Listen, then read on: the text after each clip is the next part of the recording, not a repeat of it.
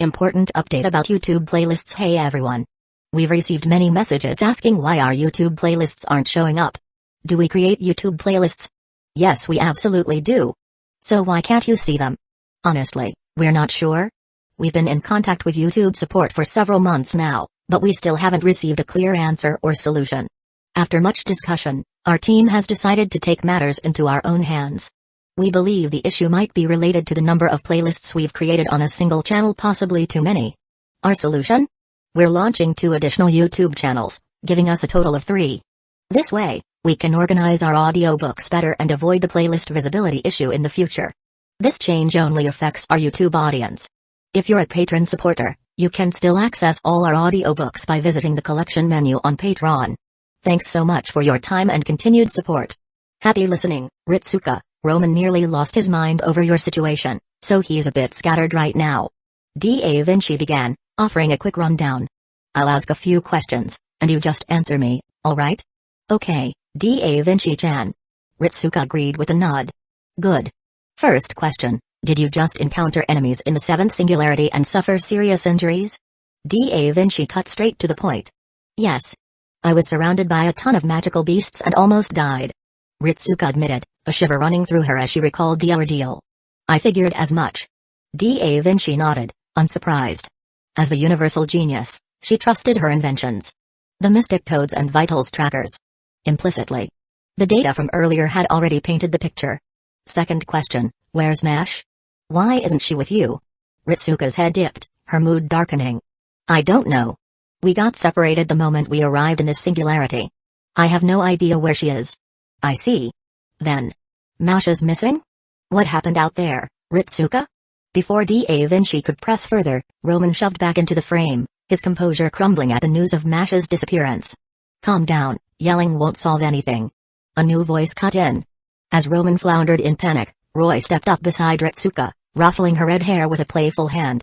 Who are you? Roman's eyes widened in shock as the young man entered the feed. His gaze darted to the console, where bizarre readings flashed. The data pegged this stranger as another master candidate, just like Ritsuka. And that wasn't all.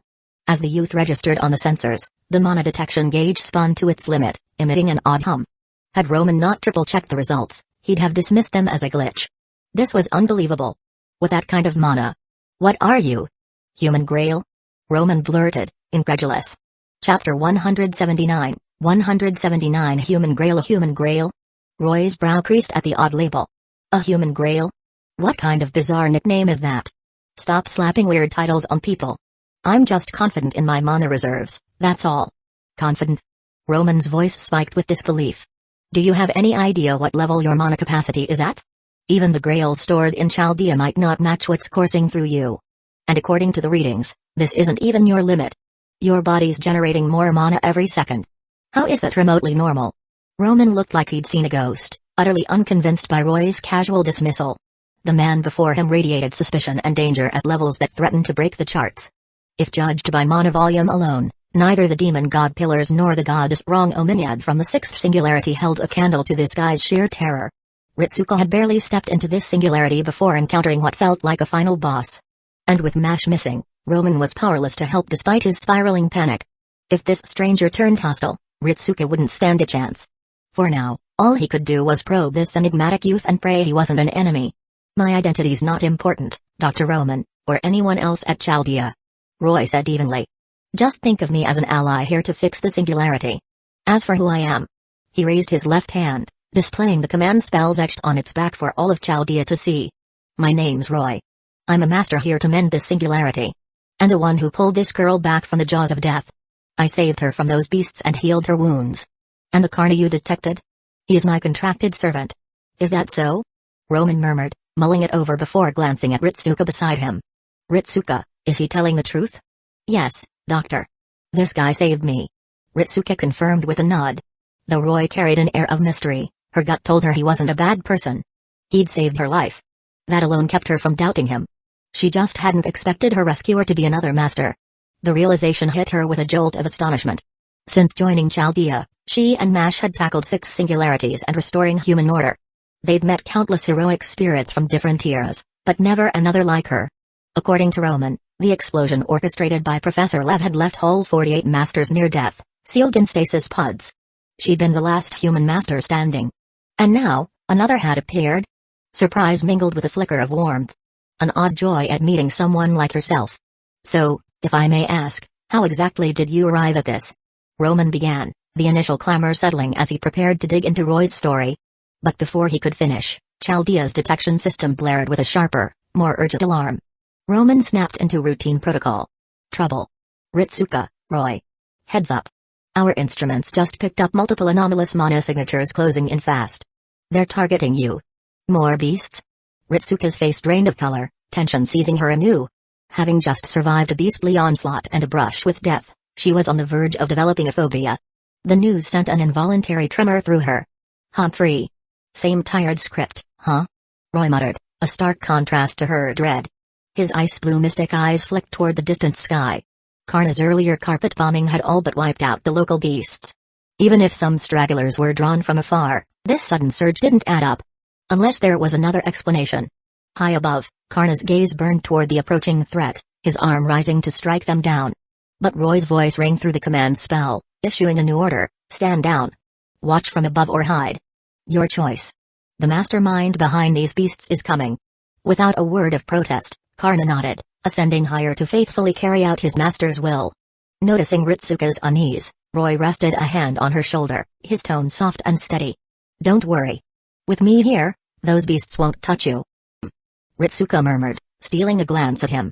She had no rational basis for it, but his words inexplicably calmed her racing heart. Unconsciously, she edged closer, as if his presence alone offered a shield of reassurance. Roy shifted to stand protectively before her. Mana gathered in his palm, coalescing into a pitch-black sword wreathed in dark flames. Sure enough, as Roman had warned, another wave of beasts charged toward them. But before they could close the distance, the earth shuddered violently. Jagged spikes erupted from the ground, skewering the oncoming horde with ruthless precision. Are you two all right? A figure descended gracefully from the sky. A striking being draped in a white robe, green hair cascading like a verdant river. The attack had come from their hands. Enkidu? No. King, more likely. Roy recognized that familiar mana signature. He'd sensed it before, near Ur's rainforest, shortly after arriving. Back then, new to this singularity, he'd avoided direct confrontation, opting to retreat into Quetzalcoatl's domain to lay low. Now, sensing this figure's rapid approach, Roy cloaked himself in the black flames drawn from his soul's depths, masking his mana to avoid recognition. His garb shifted to green, his eyes gleamed gold, and the command spells on his hand vanished beneath the dark fire's veil. No trace remained. With his disguise, he transformed into a servant, undetectable even to Kingu. At the sight of his striking attire and the oddly familiar flames, Ritsuka whispered a name, Count of Monte Cristo. Roy only shook his head lightly, pressing a finger to his lips in a hushed gesture. Leaning down, he murmured something in her ear. How's that even possible? Roman stammered, stunned from his perch at Chaldea. The instruments showed Roy's master signature morphing into that of a servant, mirroring the Avenger Count of Monte Cristo from Chaldea's records with near 90% accuracy. It was akin to Mash's fusion with a heroic spirit. A pseudo-servant born of blended Saint Graph. Yet moments ago, there'd been no hint of this shift. It materialized from thin air. Roman opened his mouth to speak, but Roy's hand steadied Ritsuka's comms device. A silent signal he caught immediately, clamping his lips shut. Much like the opening of this 7th chapter, King had orchestrated this, unleashing beasts to assail Ritsuka, only to swoop in and save her, posing as Gilgamesh's dear friend, Enkidu. The ploy was meant to lure Ritsuka and Mash to their base for a swift end. Without Merlin's bumbling interference, Chaldea's journey through this singularity might have crumbled under this scheme. Kingu's performance rivaled the greatest actors of antiquity. Roy himself had been fooled by it when he'd first seen the plot unfold. But now, the stage wasn't his alone. And Roy held the advantage of foresight. Who'd outmaneuver whom? That remained to be seen. With a subtle nod to Ritsuka, Roy, now cloaked as the Count of Monte Cristo, unleashed a surge of mana toward the green figure who'd appeared before them. Dark flames enveloped Ritsuka, shielding her behind him as his gaze locked onto the approaching stranger. Who are you? He demanded, voice low and sharp. Chapter 180. 180 The untrustworthy one. A razor-sharp killing intent sliced through the air, unrestrained, as a chilling aura radiated from Roy in waves. Whoosh! Black flames roared to life beneath his feet, scorching the earth and forming a blazing barrier that cut off the approaching figure. Who are you? Roy demanded, stepping forward to shield Ritsuka. His face was a mask of grim resolve as he confronted the green-haired stranger. The flames in his hand flickered menacingly, his stance poised for attack, forcing the figure to halt mid-stride. "Oh my, please don't regard me with such hostility," the white-robed figure said, their voice tinged with a hint of distress. Despite the tension, they maintained a serene smile. A deliberate facade. Tiamat's offspring, the puppeteer of this singularity, King gazed at Roy with calm eyes. "I'm not your enemy. Might I have a simple chat with your master? Don't worry. I'll keep a safe distance." The words were measured, a perfect blend of diplomacy and deference, staking a claim to neutrality while upholding impeccable courtesy. King clung to the persona of this vessel. Enkidu. Hoping to weave a web of trust around Chaldea with honeyed words. Roy dipped his head, feigning a moment of contemplation before turning to Ritsuka at his side. "Is that all right, master?" "Huh? Me?" Ritsuka blinked, caught off guard by the sudden address. She didn't know how Roy had morphed into the Count of Monte Cristo, nor could she grasp his full intent. But catching the weight in his eyes, recalling the hushed words he'd whispered earlier, she nodded with practiced ease. "Yes, it's fine. Let this lovely gentleman, lady, please, go ahead. Thank you for your trust," King replied, their smiles softening with a gentle warmth. Then, like an actor stepping into a well-rehearsed role, they launched into their scripted spiel. "Greetings, Master of Chaldea, guardian of humanity's history, and its formidable servant. I presume you've came to mend this singularity. My name is Enkidu, bosom friend of the hero king, Gilgamesh. I apologize for not greeting you the moment you arrived. It's my failing. As you can see, Mesopotamia is overrun with countless magical beasts. This singularity languishes under the Three Goddess Alliance's reign, plunging the land into untold suffering. Its people have endured too long. But fortunately, the saviors from Chaldea, you, have arrived." To sell the act, King lowered their stance, heaping praise on Ritsuka and Roy alike. Then came the half-truths about Mesopotamia's plight, spun deftly for Ritsuka's ears. The truth: this was indeed Enkidu's body, and Mesopotamia was besieged by beasts, courtesy of the Goddess's alliance. The lie: they weren't the true chain of heaven, merely a usurper in borrowed flesh. The beasts plaguing the plains? Their own doing. The so-called Three-Goddess Alliance was a fractured sham. King alone sought this singularity's ruin. Their rhetoric was masterful. Flattery laced with partial truths, the kind that easily swayed the unsuspecting. Especially a teenage girl like Ritsuka, armed only with first impressions and no knowledge of the deeper game. Without Roy, someone who knew the full story, by her side, Kingu's masquerade as a timely ally, paired with his charm offensive, might have swept Ritsuka off her feet. Or rather, it had succeeded once. In the original tale, Ritsuka and Mash nearly fell into the trap. But with Roy here, privy to every twist, Kingu's odds of triumph dwindled to nothing. Roy stayed silent, letting the charlatan ramble on. This land teeters on the brink of annihilation. Having crossed 6 singularities to reach this chaos, O Master of Chaldea, I beseech you. Save this world, save Mesopotamia's suffering people. Kingu's performance was impeccable, their tone and expression striking every note of sorrow and compassion. It tugged at Ritsuka's kind, empathetic heartstrings. "Yes, we'll help you," she agreed softly, nodding. Her innate goodness couldn't ignore the land's torment. "Enkidu?" Roman's voice crackled through the comms, brimming with excitement. "You're Enkidu? The famed creation of the gods from Gilgamesh's epic. The chain of heaven, Enkidu?" After King's speech, Roman buzzed with enthusiasm. "Ritsuka, if this is truly Enkidu, that's incredible. Their kindness and strength are legendary in the epic. One of this era's mightiest, aside from the gods. If they aid us in fixing this singularity, things could go far smoother than we hoped." As he spoke, Roman's eyes flicked to Roy, who stood with hands clasped behind his back, flashing a series of subtle gestures. "Quiet, keep going, no." Roman held his tongue, betraying no hint of suspicion. A sidelong glance at Da Vinci confirmed a shared understanding, their expressions darkening with unspoken gravity. Buzz. Buzz. Buzz. With a manual tweak from Roman, the comms hologram flickered, static hissing through the device. "What's wrong, Doctor?" Ritsuka asked, eyeing the warping feed. "Ahem, it's fine, Ritsuka. Just some lingering signal instability." Roman reassured her. "You and the Count chat with Enkidu for now. Seems the rock barrier's damage to our gear isn't fully patched. We'll keep stabilizing things here for the singularity's repair. I'll reach out again soon." Relieved it wasn't a major issue, Ritsuka exhaled. "All right, see you later, Doctor." Ritsuka. BC. With a flimsy excuse, Roman cut the feed, his gaze hardening. He turned to his trusted aide, Leonardo da Vinci. What do you make of Roy's signals? Those gestures were clear: keep talking, don't rouse suspicion. And a warning that this Enkidu can't be trusted. I'd sooner trust Roy over this so-called Enkidu, and besides that, he is also the master chosen by Karna. Compared to this self-proclaimed Enkidu, Roy's a godsend. Without his timely intervention to heal Ritsuka, she might have. The unspoken conclusion hung heavy, silencing them both. Right, without this odd master, things would have turned dire. If he were an enemy, he'd have no reason to save her. So over some dubious Enkidu, I'd bet on the man who pulled Ritsuka from the brink. And there's more. This latest beast swarm's timing is too perfect. Like they were herded here on purpose. Yet this Enkidu swoops in just as they're about to clash, oh so conveniently. I can't say if it's a conspiracy, but my gut screams it's not that simple. Roman nodded, his own unease mirrored in her words. He clocked the same red flags. So what now? If this Enkidu's a fraud, Ritsuka's in grave danger. Should we warn her right away? Calm down, Roman, the more critical the moment, the cooler you need to stay. You're Chaldea's commander, remember? Seeing his agitation, she softened. No need to panic yet. We don't know Roy's full game, but he's on Ritsuka's side for now. Else he wouldn't have saved her. With him and Karna lurking in the shadows, Ritsuka should be fine. You can't contact her directly now, though. If this figure catches a whiff of doubt, it could spell trouble for both her and Roy. I get it.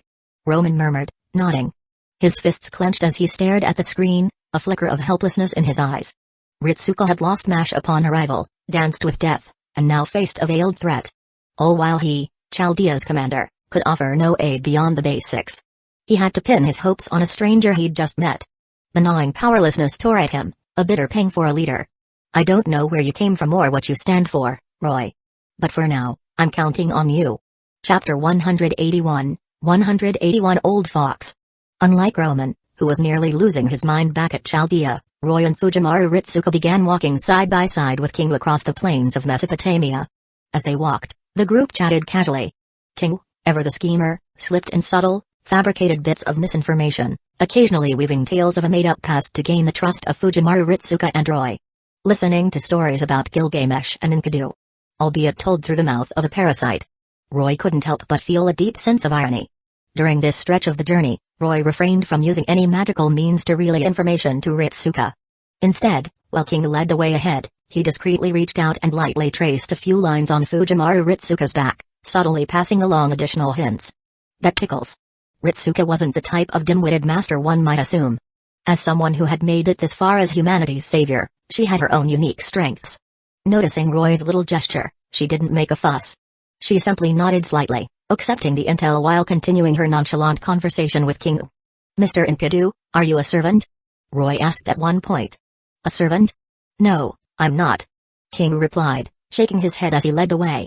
My body is different from a normal human's. It was forged by the gods, making me a unique existence. But I'm not built on the saint graph of a heroic spirit. My purpose, bestowed upon me by the Mother Goddess, was to act as a wedge binding humans and gods together, a chain connecting the divine and mortal. But the age of the gods has long since passed. Now, I'll carry out a new mission. To stand alongside humanity as a guardian of the world, protecting them as they step toward a distant future. King turned his head, gazing at Fujimaru Ritsuka and Roy. The latter of whom remained wary of him. With a righteous air. But right now, the alliance of the three goddesses and the emergence of magical beasts have halted humanity's progress. So, last master of Chaldea, savior of this world tasked with restoring the foundation of human order. Would you allow me to fight alongside you? Roy felt a wave of disgust at Kingu's feigned sincerity. This creature, using Enkidu's body, had unleashed magical beasts across Mesopotamia, causing untold carnage. And now, wearing Enkidu's face and speaking with his voice, he dared to say such things? It was utterly revolting. Though in the final moments of the seventh singularity, Kingu eventually saw the error of his ways, turning back to aid Chaldea and Gilgamesh by briefly restraining Tiamat, contributing to the ultimate victory. Roy saw it as mere atonement. And even then, compared to the slaughter he'd caused, such redemption barely scratched the surface. After all, without his meddling, Tiamat would never have had the chance to rise again. If Roy had any confidence in taking him down here and now, he'd have struck already instead of waiting for the perfect moment. But for the sake of caution, he had no choice but to keep playing along with his farce. Roy glanced down at Fujimaru Ritsuka, who seemed hesitant, and gave her a slight nod. Fine, we'll trust you for now. Why yes. Mr. Enkidu, I look forward to working with you. Fujimaru Ritsuka replied, a touch nervous as she agreed to his request. The honor is mine, Master of Chaldea. King said warmly. To fight alongside you is a privilege. No, really, the honor's mine, Mr. Enkidu. Oh, and my name's Fujimaru Ritsuka. Fujimaru Ritsuka? That's a lovely name. I'll remember it. King said with a gentle nod before turning to Roy. And you are? Servant Avenger, the Count of Monte Cristo. Compared to the famed Enkidu of legend, I'm just a nobody. Roy answered coolly. The king, existing in this timeline, had never heard the name. He didn't buy Roy's nobody act for a second. The explosion of flames and the terrifying magical energy he'd sensed earlier, even from a distance, told him otherwise. A servant capable of unleashing that kind of power couldn't possibly be insignificant, no matter how well they hid it. King wouldn't let his guard down. So, he shifted tactics, probing Fujimaru Ritsuka for more information about Chaldea with subtle flattery. I must say, I never imagined the last master of humanity, who's crossed 6 singularities and overcome countless trials, would be such a young woman. He mused. Not that it's a criticism, mind you. Just curiosity. How did the two of you end up in this beast-infested plane? Before Ritsuka could respond, Roy stepped in to answer for her. We were supposed to ray-shift directly into Ruk to meet Gilgamesh, but a massive bounded field around the city rejected us, dropping me and my master here instead. Otherwise, you wouldn't have had to come all this way to fetch us, Mr. Enkidu. We'd have met in Ruk. I see. That's unfortunate. King replied, his expression odd but masked with a tone of regret. Still, it's lucky I found you in time. It could have gotten much messier otherwise. Roman, watching from Chaldea's screens, and Fujimaru Ritsuka beside Roy were stunned by his words. How did he know Chaldea's ray shift into Ruk had been deflected by the city's unique bounded field? To Roman and Ritsuka, Roy's identity grew even more mysterious and unsettling. Ritsuka began, but Roy quickly pressed a finger to her lips, shaking his head to silence her before she said too much. Taking over, he picked up King's thread of conversation, steering it toward the current state of Mesopotamia. He spoke of the 3 goddesses' alliance wreaking havoc on the land, plunging it into unprecedented chaos. Magical beasts, servants, and all manner of strange beings now roamed the continent.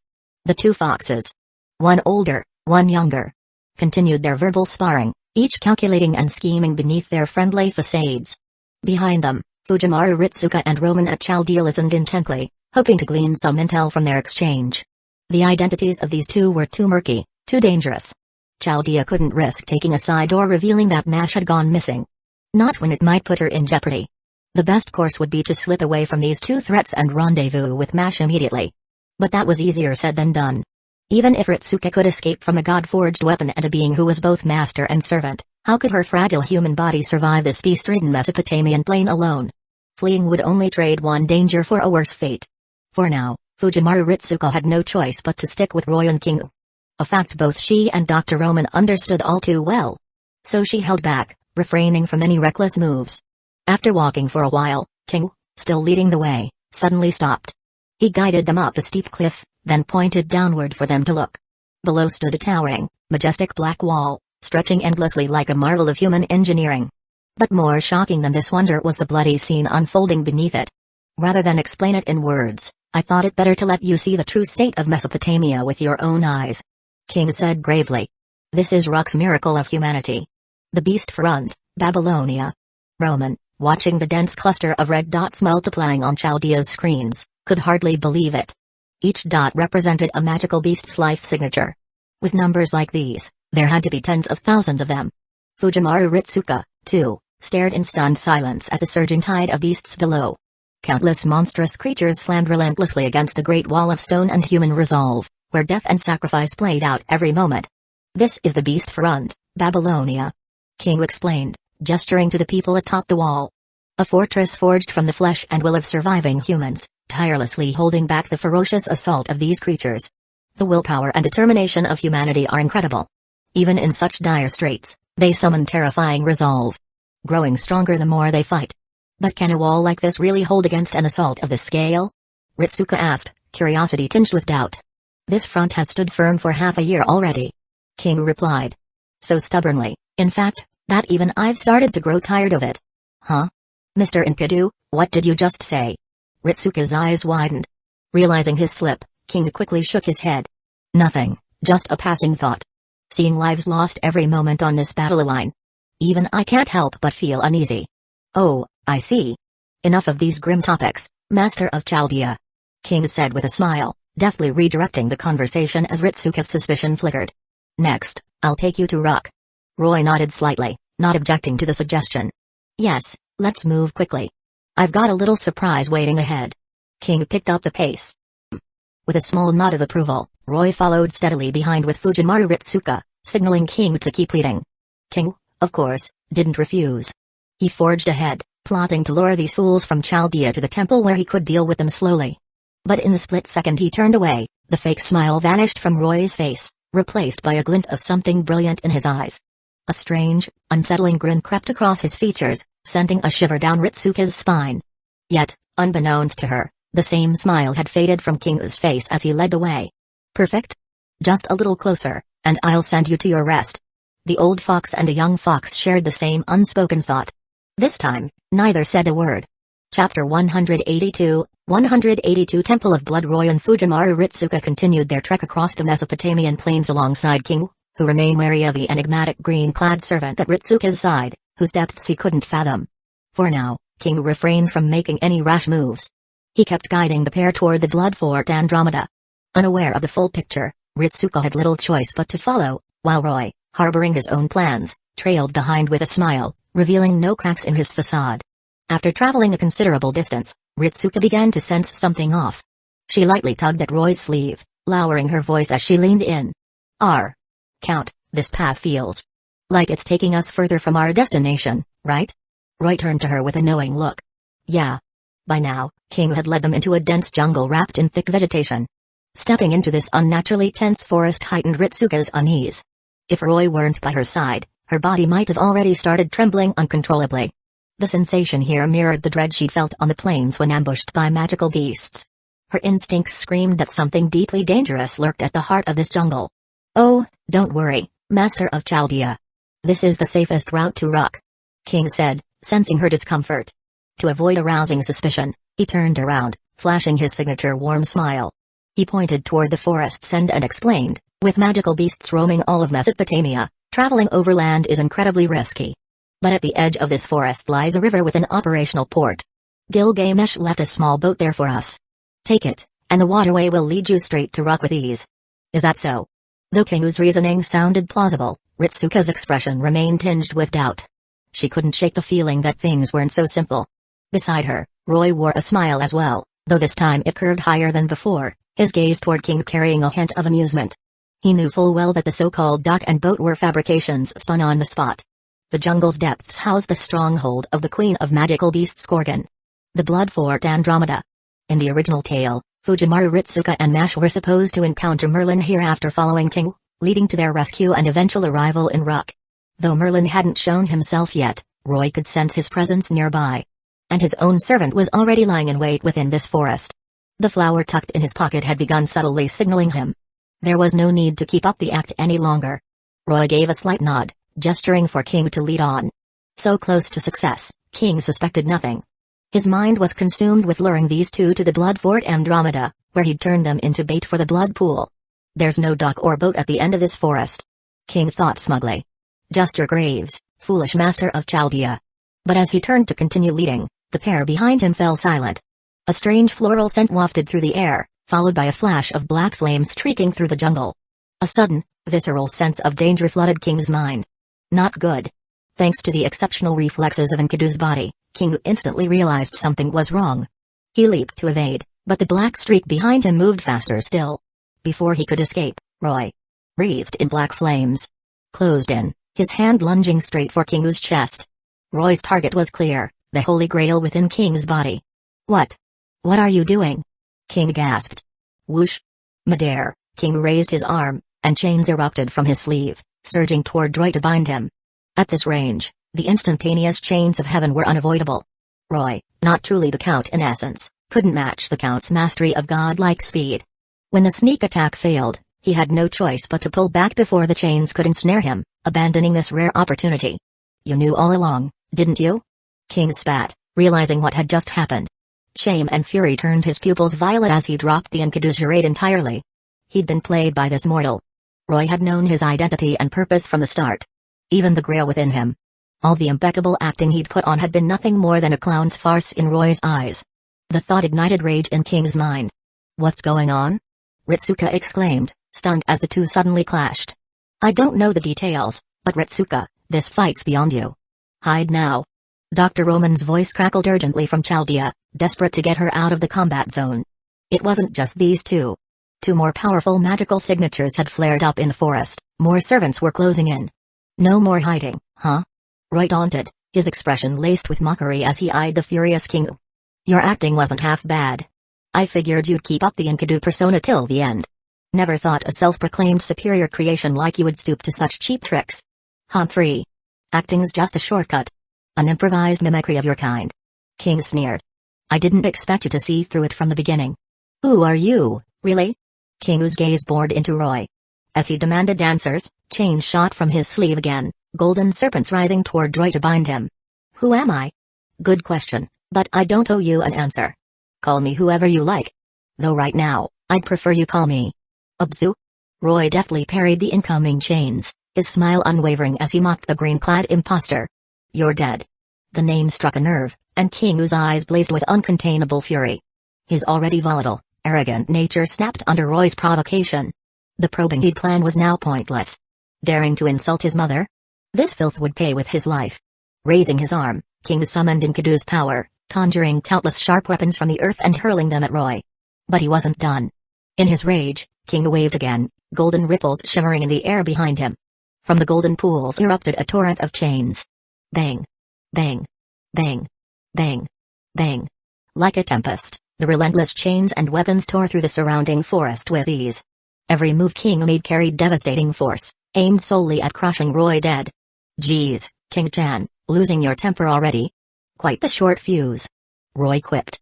As King shattered the defensive barrier Roy had raised, he retreated to Ritsuka's side, conjuring a new magical shield to block the fight's fallout. "Ha! Struggling to survive, are you? Fool, a pathetic spell like that can't stop the chains of heaven." King sneered, his eyes dripping with disdain at Roy's magic. This body, forged by the gods, was a divine construct. Even Gilgamesh at his peak couldn't overcome the chains of heaven wielded by Enkidu. A flimsy defensive spell standing up to it? Delusional. Die quietly, you disgusting human. King glared venomously at Roy's barrier, then unleashed his mana. Golden ripples exploded around him, a greater power gathering in his hands. Whoosh! Silver light coiled around him as he thrust his arm upward, unleashing an even fiercer assault. "No, that attack's too much. A shield won't hold. Dodge it, Roy, Ritsuka." Dr. Roman shouted, his voice frantic as Chaldea's sensors overloaded from the sheer magical energy. But Roy didn't budge or react. He just threw another taunt at King. "Borrowed power suits you that well, huh? You don't look a thing like the gift your mother gave you. You're nothing but a thief. Quite the disgrace to her, aren't you? You're dead." Mention Tiamat, and King's emotions erupted like a child desperate for his mother's approval, unable to tolerate a single slight. Unsettling him was child's play. Roy could do it with a few choice words. He knew Roman was right, chains rivaling a noble phantasm weren't something he could block so easily. But he had no intention of taking the hit himself. It was time for someone else to step up. King had been scheming against them, but hadn't Roy been doing the same? Roy wasn't here for some noble one-on-one duel. He wasn't just a servant. He was a magus, a magician, and a master. And a master's way of fighting was clang. Boom. First came the explosion of the shattered magical barrier, followed by a piercing metallic clash. Countless golden chains were deflected midair, crashing to the ground and kicking up clouds of dust. A thick smoke screen formed between them, obscuring King's view and keeping him on edge. That sensation just now. Chapter 183. 183 arrived raising his hand to recall the deflected chains of heaven. King stared into the rising dust, his eyes wide with disbelief. He'd launched the chains straight at Roy's magical barrier, yet there was no sensation of piercing flesh. Instead, they'd been repelled, as if clashing with some strange, unyielding metal. What could possibly deflect the chains of heaven? King couldn't wrap his head around it, but the swirling dust kept him from seeing clearly. He didn't dare let his guard down for a second. Swish! The sound of flames crackling filled the air. Sure enough, in the next instant, a tall figure leaped from the dust cloud, closing in on King with blinding speed. The solar fire blazing around him left King's throat dry as he approached. It was Karna, the golden spear-wielding hero, soaring into the air before diving down, thrusting his weapon straight at King below. What? The sudden strike from the Son of the Sun was fierce and heavy, kicking up a scorching gust that caught King off guard. He stumbled back, barely managing to parry. Amid the settling dust, Roy emerged, cradling Fujimaru Ritsuka. On the back of his hand, one of the 3 command seals began to fade. Karna, the hero of charity, had joined the fray. Surprised that King had blocked his ambush, Karna pressed on, his assault far from over. Sensing the sudden spike in Karna's terrifying magical energy, King frowned, refusing to slacken his focus. He twisted his arm, wrapping chains around it to form a weapon shrouded in white light, and charged to meet Karna head-on. 2 pinnacle warriors unleashed their full strength in that moment. Clang! Clang! Clang! The sharp ring of clashing weapons echoed relentlessly, magical energy surging as their explosive power shook the entire forest. Damn you! King growled, realization dawning. He'd been tricked. He'd assumed Roy was alone and that even if exposed, he could handle him easily. He hadn't expected Roy wasn't the servant but the master, and this white-haired, golden-armored spearman was the true servant. Roy had masqueraded as a servant to lower his guard. What was going on? This man before him radiated divinity, yet the chains of heaven had little effect. No matter how many times King tried to bind him, Karna's agile movements and masterful combat skills deflected them. Even when a chain grazed him, that teary golden armor absorbed nearly all the damage, including the chain's binding power. This absurdity infuriated King. No, he couldn't keep fighting like this. He needed to escape. Fast. Facing this white-haired lancer alone was tough enough to end quickly, let alone with Roy, whose depths remained unreadable. Lurking nearby. Dragging this out would only tilt the odds further against him. Though enraged, King, who'd commanded countless magical beasts to ravage Mesopotamia, wasn't brainless. Seeing no advantage, he wouldn't waste himself here. He planned to pull back and flee. But he glanced up at Karna, sticking to him like glue. No matter how he dodged, Karna closed the gap instantly, forcing close combat. King couldn't shake him. Annoying pest. Clang. King summoned his magic, raising 2 sharp earthen spears from the ground toward Karna's feet. Such a basic attack was useless against Karna. With godlike speed, he unleashed a torrent of solar flames, shattering King's spears effortlessly. No good, huh? Then try this. King snarled, his face twisting with malice as he unleashed his mana. Not through the chains this time, but by rapidly channeling it into himself. Simple attacks wouldn't shake this guy off, and Roy was watching like a hawk. He could feel it. Roy was gathering a terrifying amount of magical energy, ready to strike at any moment. If he didn't escape soon, things would get messy. With that in mind, King abandoned prolonged combat, hatching a bold plan to break free. ZZT. A shrill electric hum accompanied the surge of mana pooling in his hands. Then, King thrust them straight at Karna's chest. Boom. His pristine arms exploded, the blast's sheer force and mana sending even the sun-armored Karna staggering back hundreds of steps, steadying himself with his golden spear. But King fared worse. His hands were shredded, his body barely clad, a testament to his dire state. Still, he'd achieved his goal. To escape these 2 relentless foes, he'd taken a drastic gamble. And it worked. This body wasn't his anyway, he didn't care how he used it. With the grail inside him, even if reduced to fragments, he could heal back at the Blood Fort Andromeda in no time. To him, this was a flawless move. Humphrey, consider yourselves lucky, Master of Chaldea. And you. Before fleeing, King shot a venomous glare at Roy, his eyes dripping with malice. Next time we meet, I'll toss your corpses into the Blood Fort Andromeda's pool and make you bait for magical beasts. He wouldn't forget this humiliating defeat. Silently, he vowed to make them pay dearly next time. But, haha, next time? What next time? You didn't think you'd actually get out of here, did you? Having set this trap, why would I let you slip away so easily? Watching King prepare to flee, Roy didn't panic. Instead, his face brimmed with mockery. To ensure King's downfall, he'd prepared plenty of gifts in this forest. Even he hadn't expected King to go this far. Cutting off his own hands to escape like a lizard shedding its tail? It still wouldn't be enough. Roy wanted King's life. And the grail inside him. And he'd settle for nothing less. What did you say? King's gut twisted with dread at Roy's words. He spun to flee. But before he could act, a commotion erupted from the forest ahead. Well, looks like it's finally time for everyone's favorite Merlin to take the stage. And what do we have here? A lone fake Enkidu, caught in the act. No tablet of destinies, sadly, but bringing this guy back should keep Gilgamesh from griping too much. Roy, you've really handed me quite a gift this time. Shut it, Merlin.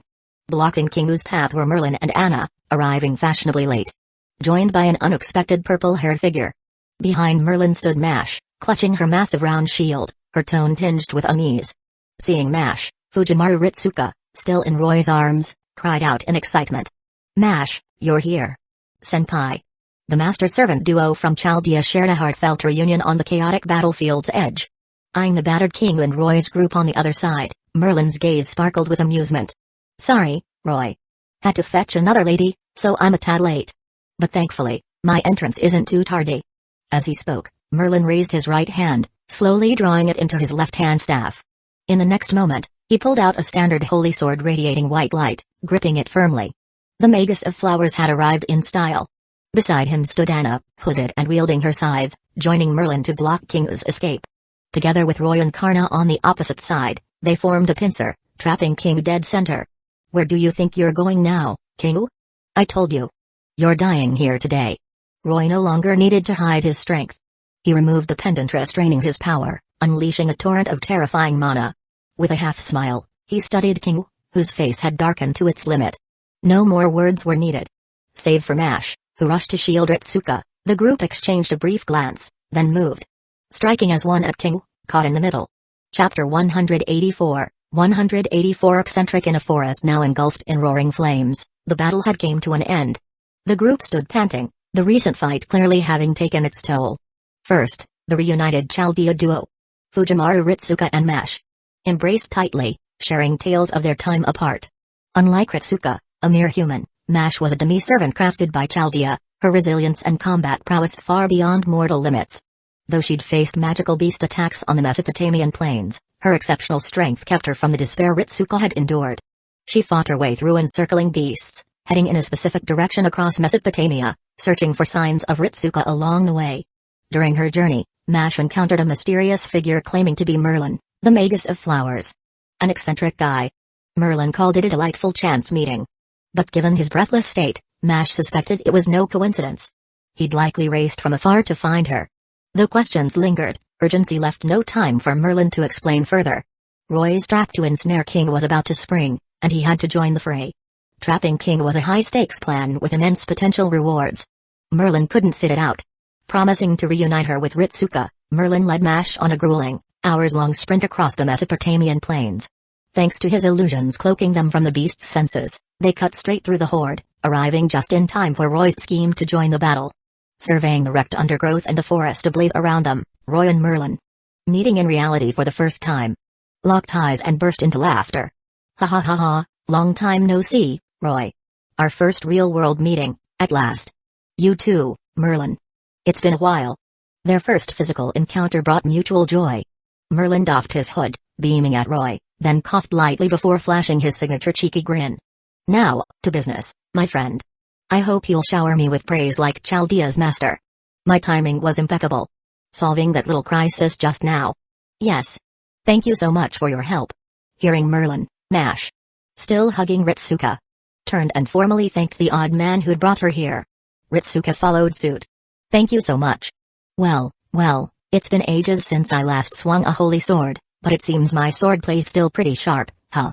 Merlin's grin grew even more insufferable at their thanks, prompting Roy to rub his forehead with a resigned expression. Just then, a fluffy white creature crawled out of Ritsuka's chest pouch. Mash gasped at the sight, and Ritsuka was equally shocked it had tagged along. "Huh? Is that Cat Palug?" As its former caretaker, Merlin recognized it instantly. But what followed wasn't a tearful reunion. Unleashed its wrath. To Merlin's astonishment, the white critter leaped, spun 360 degrees midair, and landed a solid kick square on his face. A clean, forceful strike. Smack. In an instant, a distinct, tiny paw print adorned Merlin's smug face. Using the recoil, landed on Roy's shoulder, nuzzling him affectionately and striking a victorious pose, mocking the floored Merlin. Though not well acquainted with the beast, Roy couldn't help but want to give it a thumbs up. "Nice work, Mr. F." Pleased by Roy's praise, the adorable F bounced happily on his shoulder. "Ow ow ow. That hurt, you ungrateful little monster. Have you forgotten who looked after you all that time?" Clutching his swollen cheek, Merlin clambered up, then dashed to Roy's side to bicker with. The scene spiraled into chaos, leaving Ritsuka, Mash, and the others watching in speechless disbelief. Arguing with This Merlin guy didn't seem all that reliable. Nearby, and I had enough, kicking Merlin in the rear. Idiot Merlin, save your playtime for later. We've got work to do. Ow ow ow. Hang on, Anna. Once I deal with this treacherous fluffball, I'll get us out of this forest. Moron. That's not what I meant. Amid their antics, Karna, ever the dutiful servant, remained perplexed. Concerned for the battle and his master's safety, he stepped forward to Roy. Master, why let that guy escape on purpose? His body's already half shattered. He can't recover quickly. If I pursued, I could. Yeah. If he's an enemy, his strength is terrifying. Escaping a trap with so many top-tier servants? If he heals, he'll be a massive problem later. Why not finish him off now? Not just Karna. Roman, back at Chaldea, chimed in anxiously. Merlin's arrival had shocked him, but it confirmed Roy was an ally of humanity. Roman knew Merlin well. A perennial shut-in at Avalon, too lazy to leave even for the world's end, yet his stance and power were credible. If Merlin called Roy a friend, then Roy stood with humanity. Chaldea's comrade. That meant the fake Enkidu, king, was this singularity's true foe. His golden chains and immense mana, even if not the real chains of heaven, marked him as no pushover. Surviving such a servant ambush was proof enough. Roman could tell Merlin and Roy hadn't gone all out at the end, deliberately leaving a gap for King to slip through. But why? Wasn't that letting a tiger loose? A recovered king would be a formidable threat. The thought gnawed at Roman's nerves. Ha, calm down, Romani Archiman. Merlin, fresh from his spat, sidled up to Ritsuka. Your short-sighted gaze might miss it, but I can assure you with full confidence, that fake Enkidu king won't reach the blood fort Andromeda. Even the slim chance he thinks he seized is just part of my friend's plan. Merlin spoke with smug certainty, having seen through it all. Huh? Who are you calling short-sighted? You're the bigger slacker. Stung by Merlin's jab, the usually composed Roman snapped, rising from his command chair to retort fiercely, as if deeply provoked. His burst surprised Chaldea's staff. I don't know how you crawled out of Avalon, but you're the real waste. A Grand Caster candidate with X-rank clairvoyance, yet you can't see past or future. Just the present. Did you grow those eyes for convenience? Ha, quite the efficient self-introduction, huh? Merlin didn't argue, just smirked at Roman's tirade. My presence in this singularity is simple. This era predates my birth, meaning I don't exist here yet. Get it? An era where he doesn't exist. So you leveraged that non-existence. Your hypothetical death. To manifest as a servant here, right? Roman, well-versed in such matters, grasped Merlin's explanation instantly. Pretty much. Merlin nodded. There are more conditions, but I'll skip the details. As for why I'm certain King's doomed. He glanced at Roy, stepping back to let the trap's architect take the stage. The reason I didn't let you pursue is simple. I feared he'd fight like a cornered beast, dragging us into a mutual destruction. Roy stepped forward, addressing Karna and Roman's doubts. His body's half destroyed, sure, but it's a divine construct of this era. The chains of heaven, Enkidu. And his monocore is a holy grail. We could have killed him if we pressed, but a suicidal counterattack with chains and grail would have cost us dearly. Maybe half our team. That's why I didn't send you, Karna. Roman fell silent, nodding in understanding. A desperate grail-powered strike would have left no one unscathed. Still, he regretted not finishing King off for good. Karna, undeterred, pressed, Master, let me chase him alone. I don't fear death. No need. Pointless pursuit isn't necessary. Roy shook his head, denying Karna's request. Besides, as Merlin said, he won't escape. Someone more suited is waiting on the forest's other side, ready with a fatal blow. We just need to wait here for his return. A better candidate? Karna frowned, pondering, then a troubling figure flashed in his mind. He looked at Roy, surprised. You mean him? Roy nodded lightly. Yep. By now, he's likely intercepted King on the far side of the forest. Chapter 185, 185 Business Whoosh. On the other side of the forest. Arg. Damn it. Amid the dense trees, King, his body in tatters, limped forward desperately, glancing back every so often, terrified something might be pursuing him. No sound. No pursuers. The ground didn't tremble with footsteps. Could it be the sky? A sharp rustling came from above. King jerked his head up, warily scanning the heavens, but after a long stare, he saw only a few startled birds fleeing his presence. The earth still offered no signs of pursuit, no trace of enemies. That meant they really weren't chasing him? King couldn't believe no servants had followed to finish him off. Yet his feet didn't slow, still racing toward the blood fort Andromeda with all his might. Even if he feared a trap ahead, his current state left no room to linger. His body had taken too much damage this time. To escape, he detonated much of the chains of heaven. Such injuries couldn't heal naturally. If he didn't reach the blood fort Andromeda soon to mend himself, this vessel might truly be ruined. Clinging to his dwindling strength and last breath, King kept the Grail. His Monocore. Ready. If cornered with no escape, he'd detonate it, taking his foes down with him to clear the path ahead. Though trading his life for a few servants or humans wasn't worth it, for his mother's revival, King wouldn't hesitate to sacrifice himself. Under this dual strain of agony and tension, he crept cautiously through a forest he'd traversed countless times. Normally, a light step would have carried him to the blood fort Andromeda in an instant. Now, a mere 2 kilometers felt endlessly far. Time ticked by, the distance shrinking. Yet nothing happened. An eerie calm.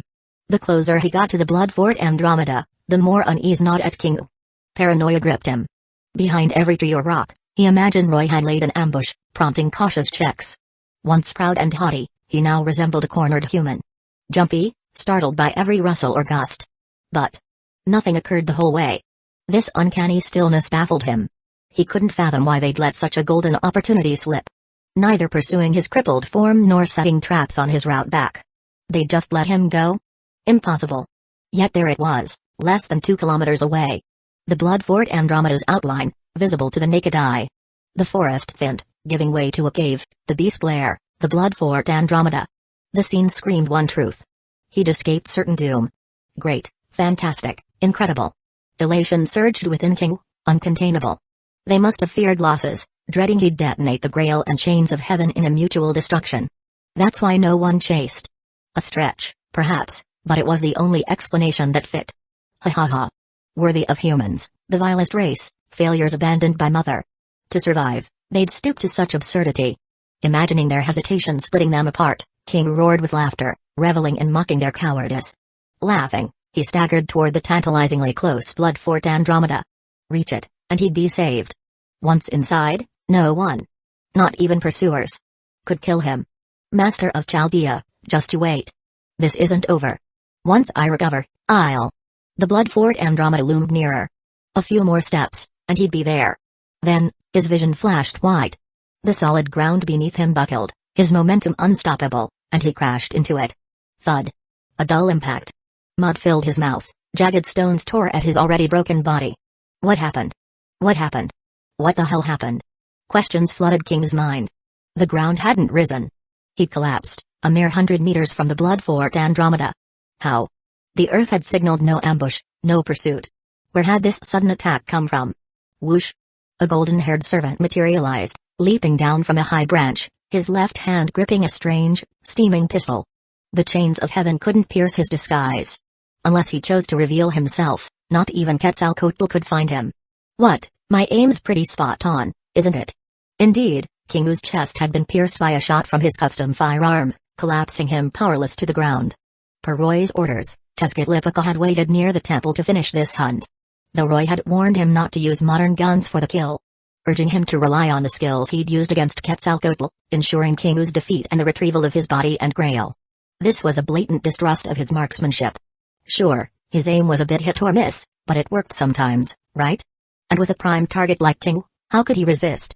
Turning a divine construct into a moving bullseye wasn't an everyday chance. So, he'd taken the shot when King wasn't looking. Luckily, King had moved in a straight line. Setting a pre-calculated point made it easy to hit. The closer a target got to safety, the more their guard dropped. Perfect for a sneak attack. He'd been ready to storm the blood fort Andromeda if he missed, though. Seeing his prey fall, Tezcatlipoca jumped down, swiftly approaching. Crouching, he peered at the barely breathing King sprawled before him, a mocking smirk tugging at his lips. So this is the body of a Mesopotamian divine construct? Surprisingly fragile. But since you're about to kick it, here's a simple lesson. Though you won't live to use it. Never let your guard down till you've truly reached your goal, or victory slips further away. A basic truth, yet it became Kingu's final words.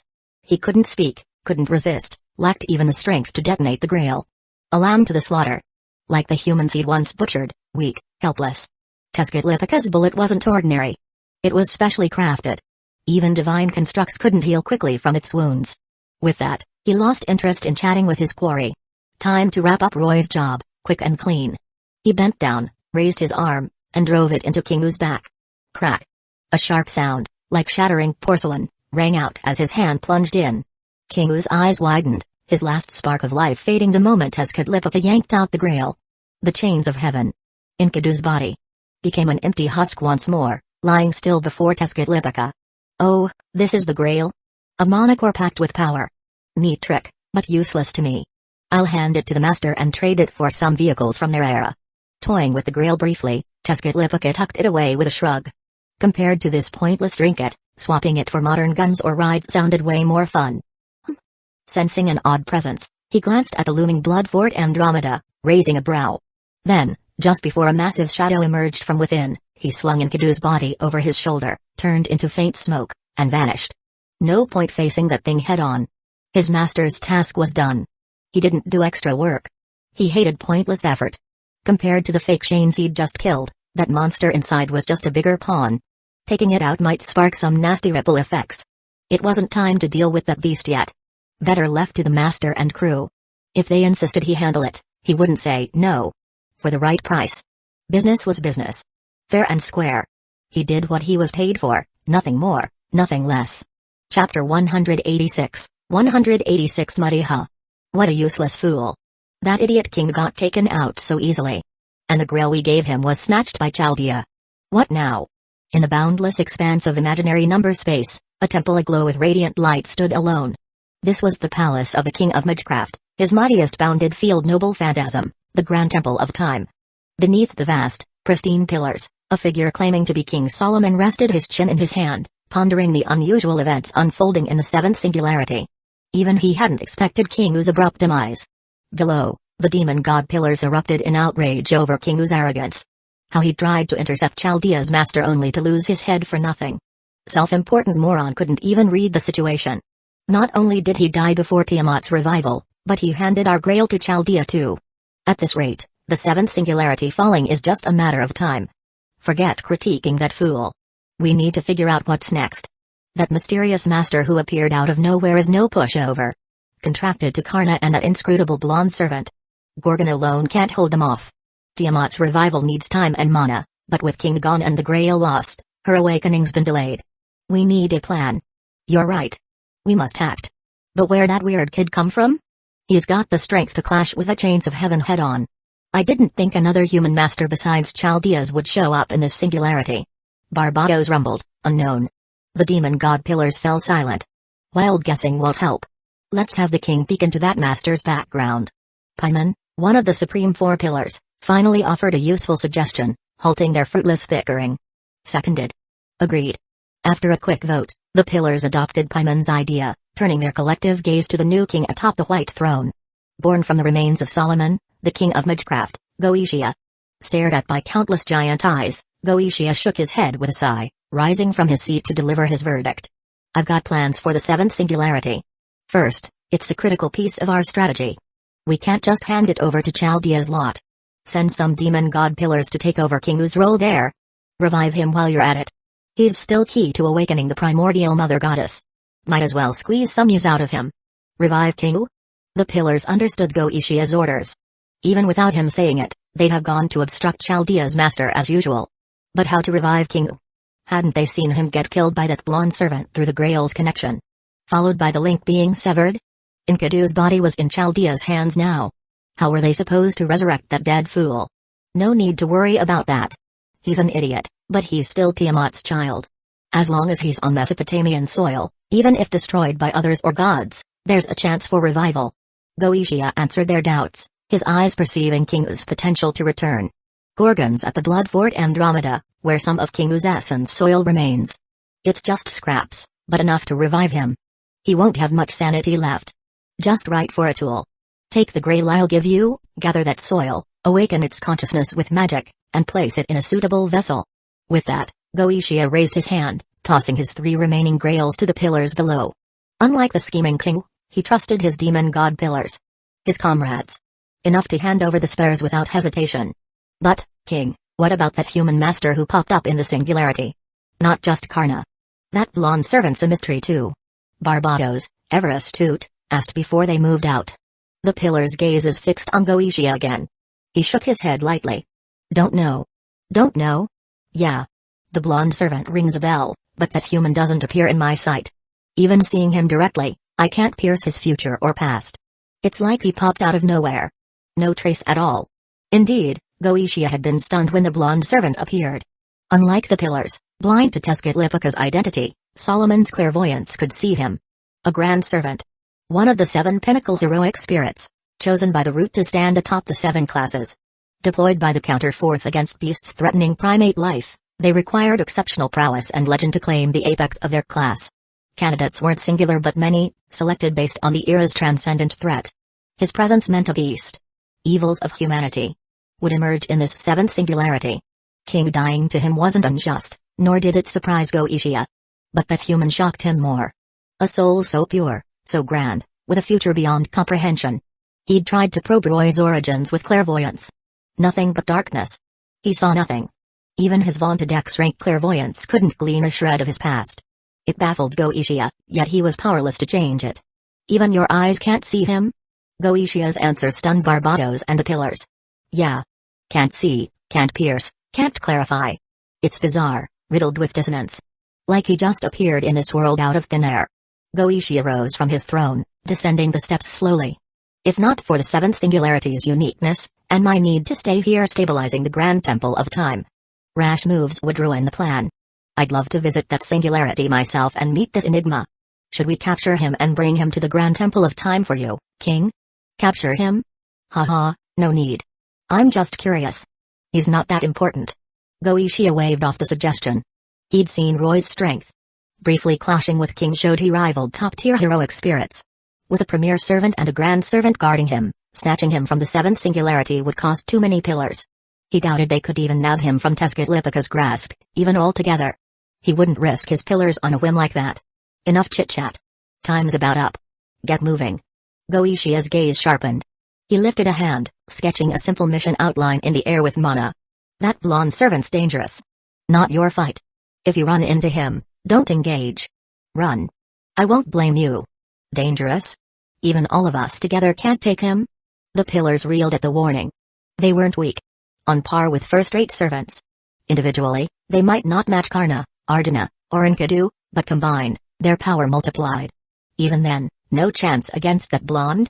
Seeing their doubt, Goetia warned them off suicide missions. He's a grand servant, like Solomon. His name was Tezcatlipoca. He's here for Tiamat, the primordial mother goddess of the singularity. He's not your foe to tackle. I know his nature. Don't provoke him, and he likely won't bother clearing you out. Grand servant? The thunderous title struck awe into the pillars, silencing any bravado. They nodded obediently to Goetia's command. Here are my 3 grails. Keep one for mana reserves, use one to revive King, and the last to boost Tiamat. Once in the singularity, negotiate with Gorgon, the self-proclaimed queen of Magil beasts. On my behalf. Offer Kingu's revival for partial control of her beasts, then lead them to smash Rook's front lines in one push. Also, though he's just a tool for Tiamat's revival, Kingu's decent muscle. Don't stuff him in some random human or flimsy mana construct. Find a vessel rivaling the chains of heaven to maximize his leftover use. A vessel rivaling the chains of heaven? Paimon frowned at Goetia's words. Mesopotamia's divine age was long gone, even the chains were relics of that era. Where would they find such a vessel for Kingu? Not just him. All the pillars stared at Goetia, puzzled. Did he plan to craft Kingu a body himself? Possible, but the time and effort would be immense. By the time it was done, the 7th singularity's battle might be over. Seeing the clear stupidity in their giant eyes, Goetia rubbed his head helplessly. Idiots. Divine constructs may be gone, but who said it has to be God-made? A god's or beast's corpse can house Kingu's consciousness too. A god's or beast's corpse? The pillars exchanged looks, realization dawning. That made sense. Mesopotamia might just have something like that. Like the massive beast corpse in the cedar forest. Perfect fit. Seeing they'd caught on, Goetia didn't bother elaborating. But to keep these 6-time losers from screwing up again, he added a caveat. When reviving Kingu, dull his sanity and plant a backdoor for control. We don't need a scheming partner. Just a tool. His role is to liaise with and revive Tiamat. Don't overstep or draw Tezcatlipoca's attention. Once Tiamat's fully awake, toss her all the grails, then pull out of the singularity and return to the Grand Temple of Time for our final plan. Got it? Having failed so often, Goetia held little hope for these clowns. With a grand servant and a beast in play, The seventh singularity wasn't their stage. His orders were simple: muddy the waters, buy him time by stalling Chaldea. Crushing them there would be ideal, but failure wouldn't matter. His plan was in its final stretch. Just a bit more time, and everything would change. Chaldea's so-called victories were futile in his eyes. Understood. Confirming Goetia's orders, the demon god pillars in the Grand Temple of Time roared in unison. Save for those stabilizing the temple's functions, the rest mobilized, surging toward the seventh singularity. Thus, a new force was poised to emerge on Mesopotamia's plains. With Goetia's power, 36 demon god pillars slipped silently into the seventh singularity. Chapter 187, 187 Greeting gift. Across the beast-ravaged plains of Mesopotamia, a group of oddly dressed outsiders moved steadily forward. So heavy, Roy. Why's a caster like me stuck with manual labor? Couldn't you just? Carrying Enkidu's body. Brought back by Tezcatlipoca. Merlin hadn't trudged far before he started griping. It wasn't the task's difficulty, he just hated being left behind while the others chatted and laughed up ahead, relegating the team's brains and beauty to baggage duty. As the group's resident clown, Merlin felt compelled to voice some protest. Useless Merlin. Even as a servant, you're still so pathetic. Whining about being tired like that. Dr. Roman, who'd clashed with Merlin since their first meeting, jeered instantly. Useless Roman. You've got no room to talk. Aren't you just a shut-in obsessed with magical girl virtual streamers? As worthless as that old geezer's Elrech. Merlin shot back. You know nothing. You can't grasp the beauty of Magi Mari. Humphrey, how could I not? Watch yourself, Roman. That virtual idol might just be some burly guy on the other end. No way, absolutely not. Stop slandering Mari, you waste. Panicked by the horrifying thought, Roman shook his head in a frantic triple denial. Hey, actually. So embarrassing, Doctor. Watching Merlin. Lugging Enkidu. And Roman's hologram bicker across the airwaves, Fujimaru, Ritsuka and Mash covered their eyes, barely able to look. This wasn't the composed Dr. Roman they knew from Chaldea. Idiot. Trailing Merlin, Anna gazed at him with the pity one might spare a fool. The figure on the comms device was just as bad. Still, the antics of these two clowns injected some levity into the otherwise tedious trek. Unlike the others, Roy smiled warmly at Merlin and Roman's squabble. He'd known Merlin. This fool. For a while now, long enough to call him a friend and understand him well. As for Romani Arkaman.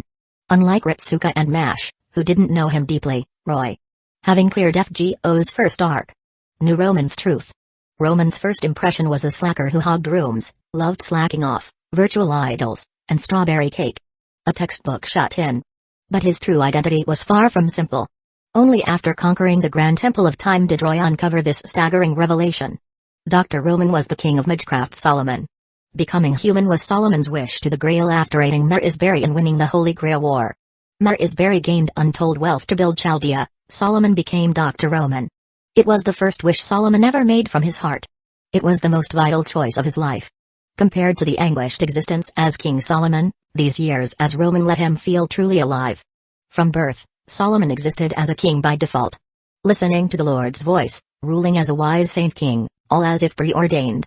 Most heroes grew into greatness through human struggles, ascending beyond mortality. Not Solomon. His life flowed smoothly, calmly, naturally.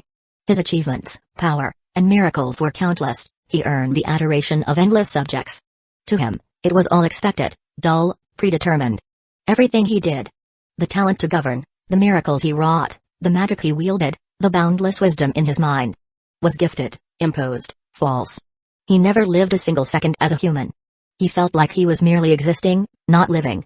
A puppet in a scripted play with a fixed ending. Recognized by the Lord, crowned the king of Magecraft, he was still betrayed by those he loved.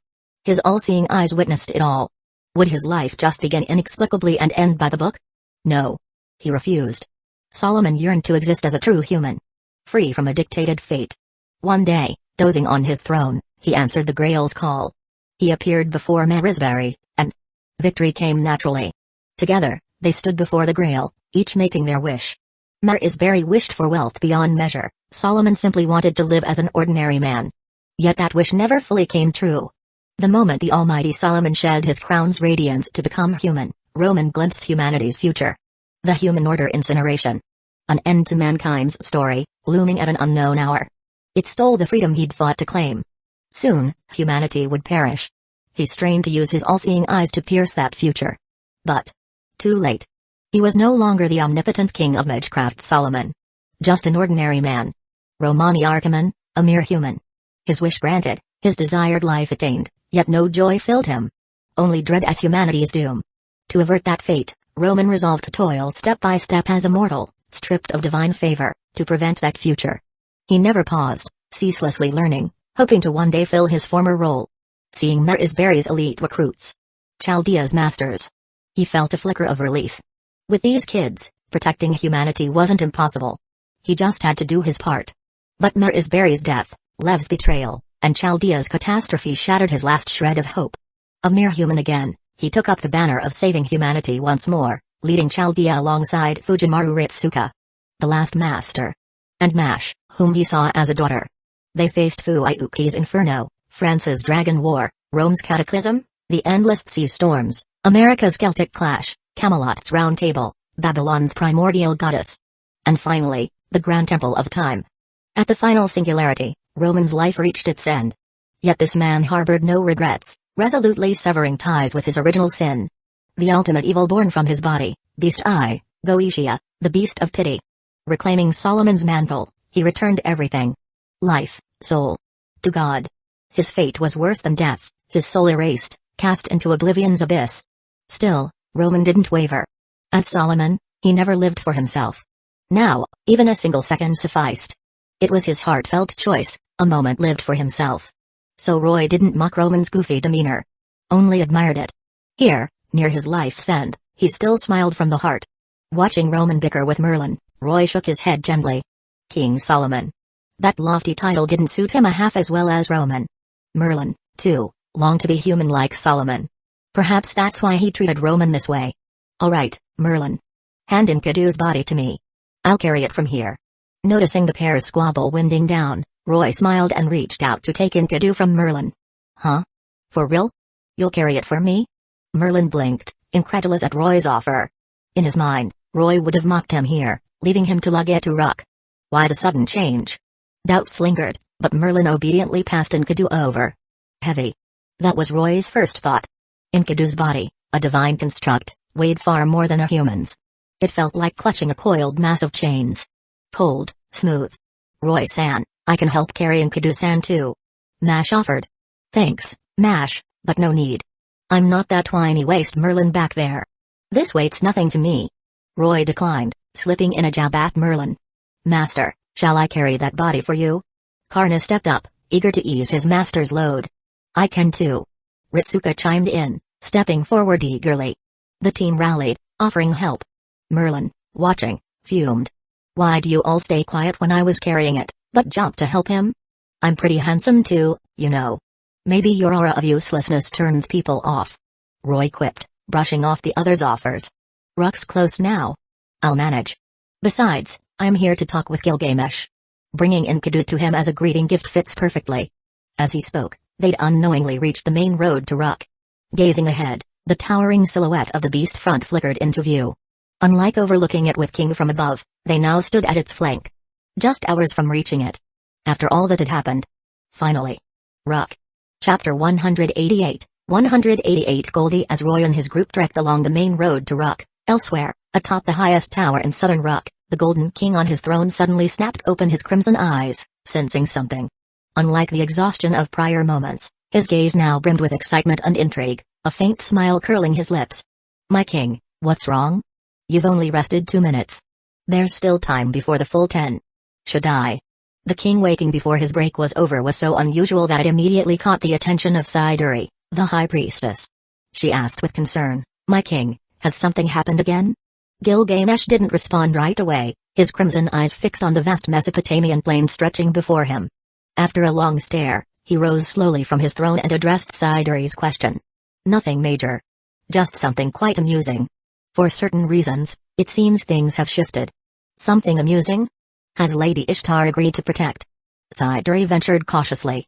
Recently, Ishtar had visited Rock, offering to graciously protect the city as its guardian goddess. Provided certain conditions were met. But faced with her outrageous demands, Gilgamesh had flatly refused, berating her soundly and ending the talks on a sour note. The mere thought of that useless goddess irked Gilgamesh. Hearing Siduri mention her nauseating name again, his smile vanished, replaced by a stern glare as he snapped, "Siduri, how many times have I told you not to mention that worthless goddess in my presence?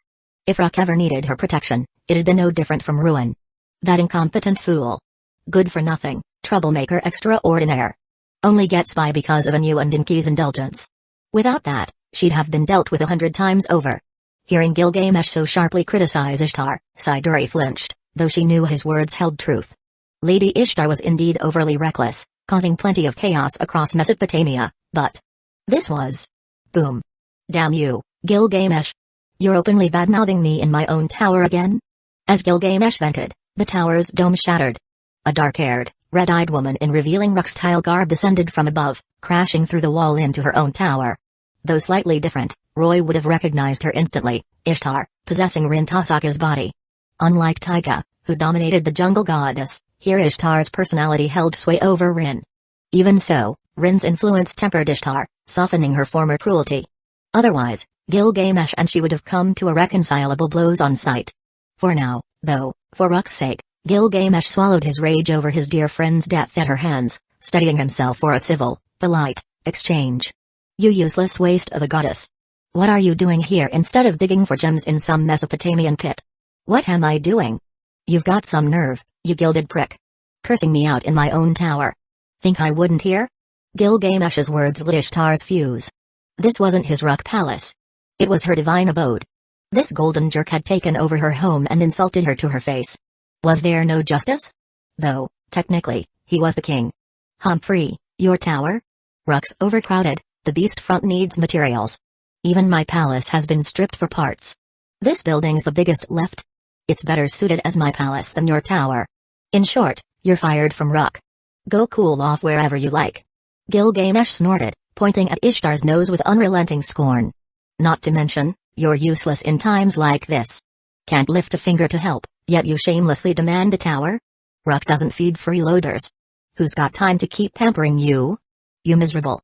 Proud Ishtar couldn't stomach such humiliation. She raised a hand, firing a barrage of gemstone projectiles at Gilgamesh. But such petty attacks were nothing to him. Leaping up, he drew a massive golden axe from a shimmering portal, effortlessly slicing through her magical volley without a scratch. Joking? The king of Rock doesn't mess around. She was just a vessel, not her true self. Why should he fear her? "You asked for it, Goldie. Take this." As Ishtar's temper flared, Siduri, the priestess, stepped in, halting their escalating clash. "Please calm down, Lady Ishtar. And, my king, stop insulting her.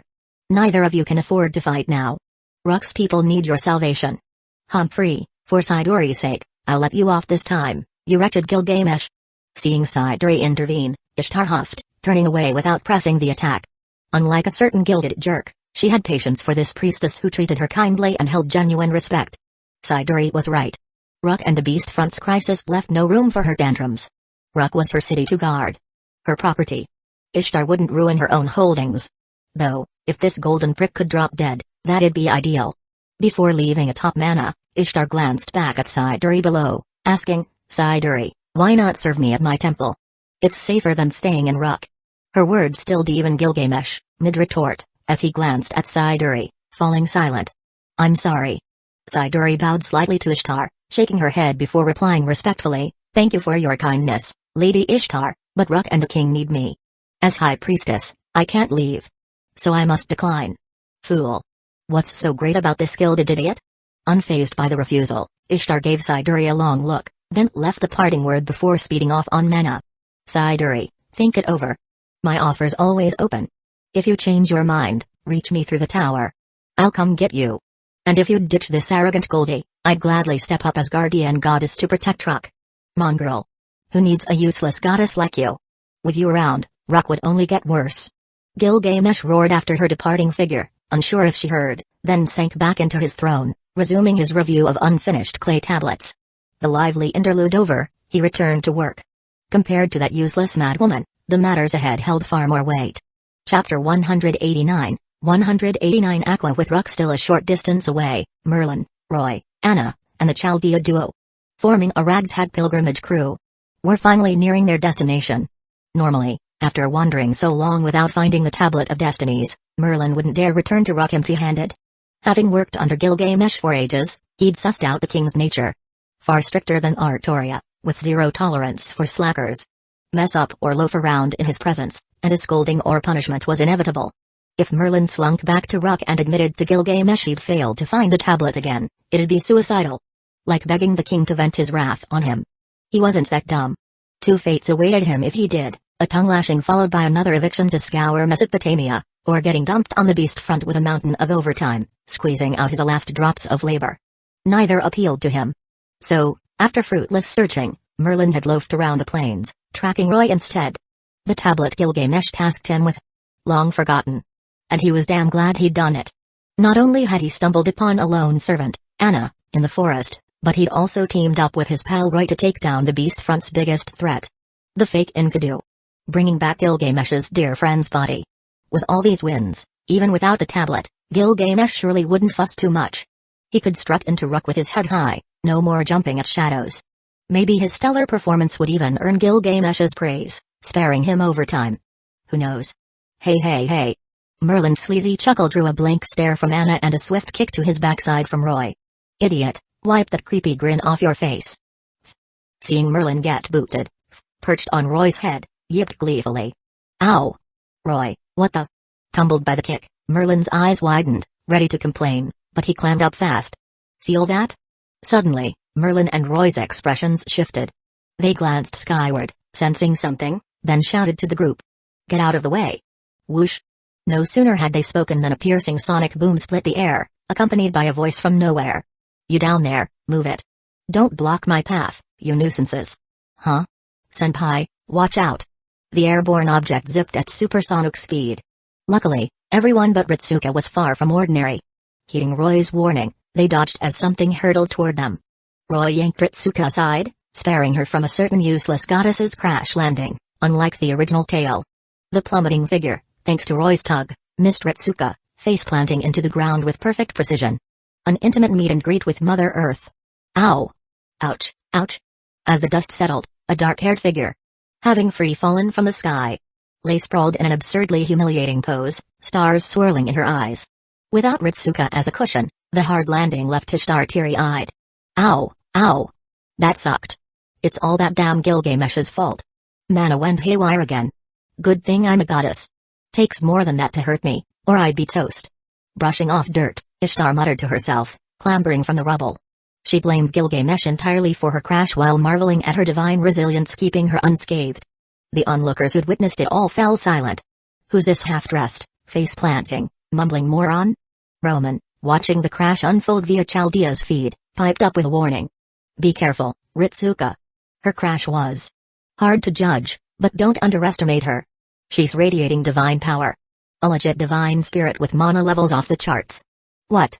This crash-landing girl's a goddess? Ritsuka and Mash gaped in shock.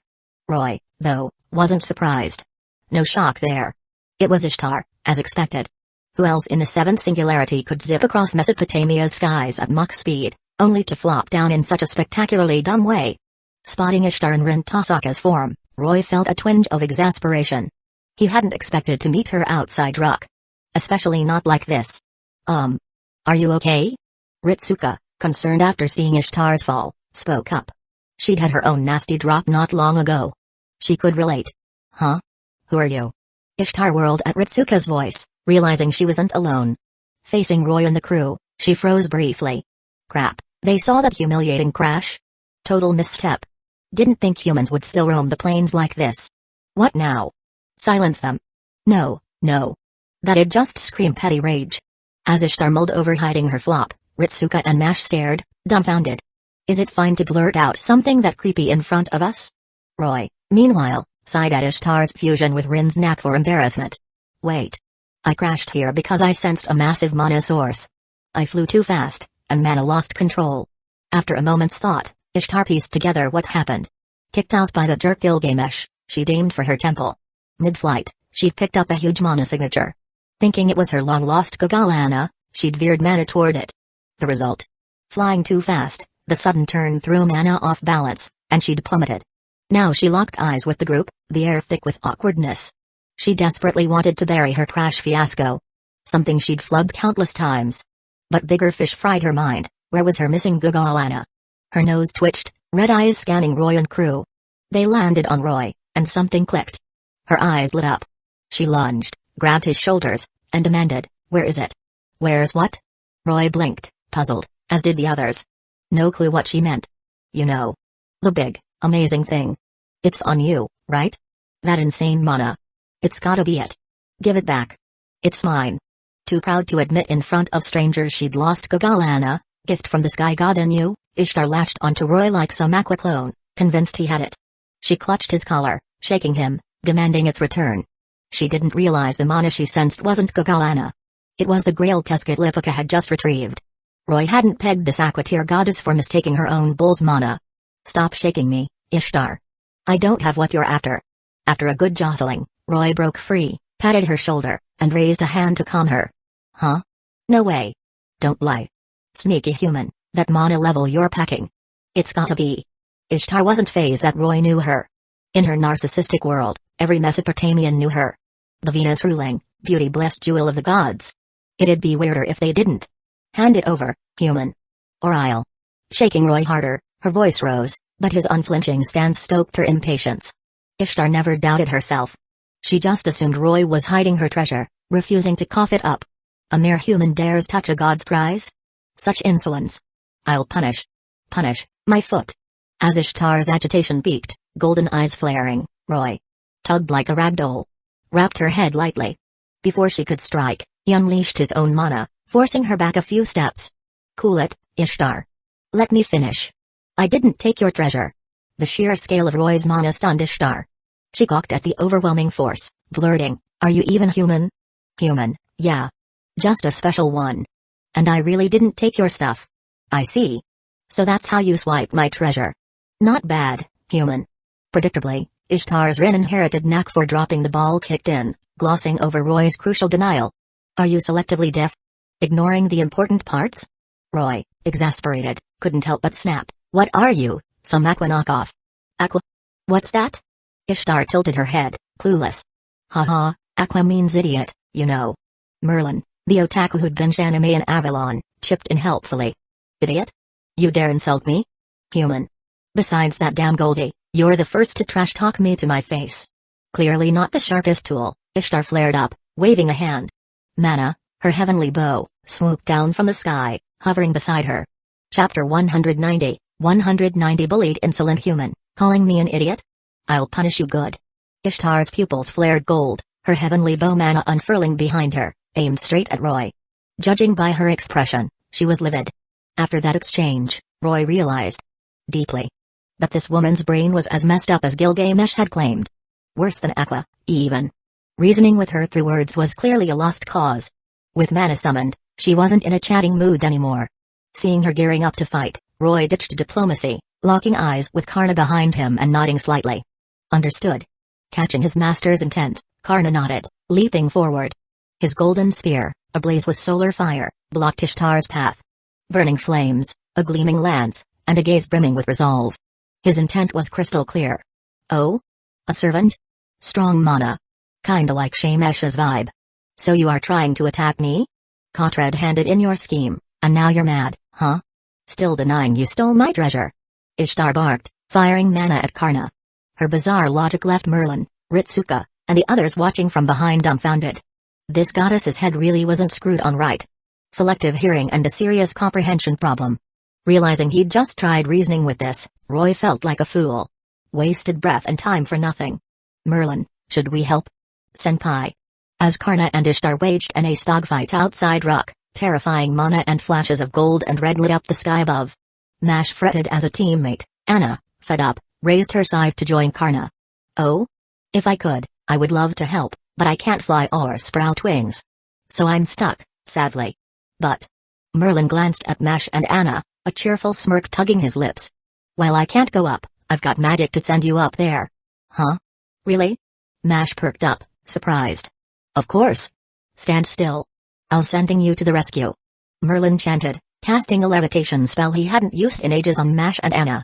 Then bit his tongue mid-incantation, hilariously. "Ow, ow, ow." Nearly bled air. "Yep, swinging a holy sword's way easier than chanting." He grumbled, but the spell worked. Mash and Anna floated up, joining the aerial fray. As for him, Someone had to stay and guard Ritsuka, right? Who better than Merlin, the team's core, for such a vital role? Useless Merlin. Slacking off at a critical moment. You're a disgrace to grand candidates. Oh, Roman, you're so dense. With 3 servants up there, taking Ishtar down's a cinch. My help's not needed. Might as well chill here till they're done.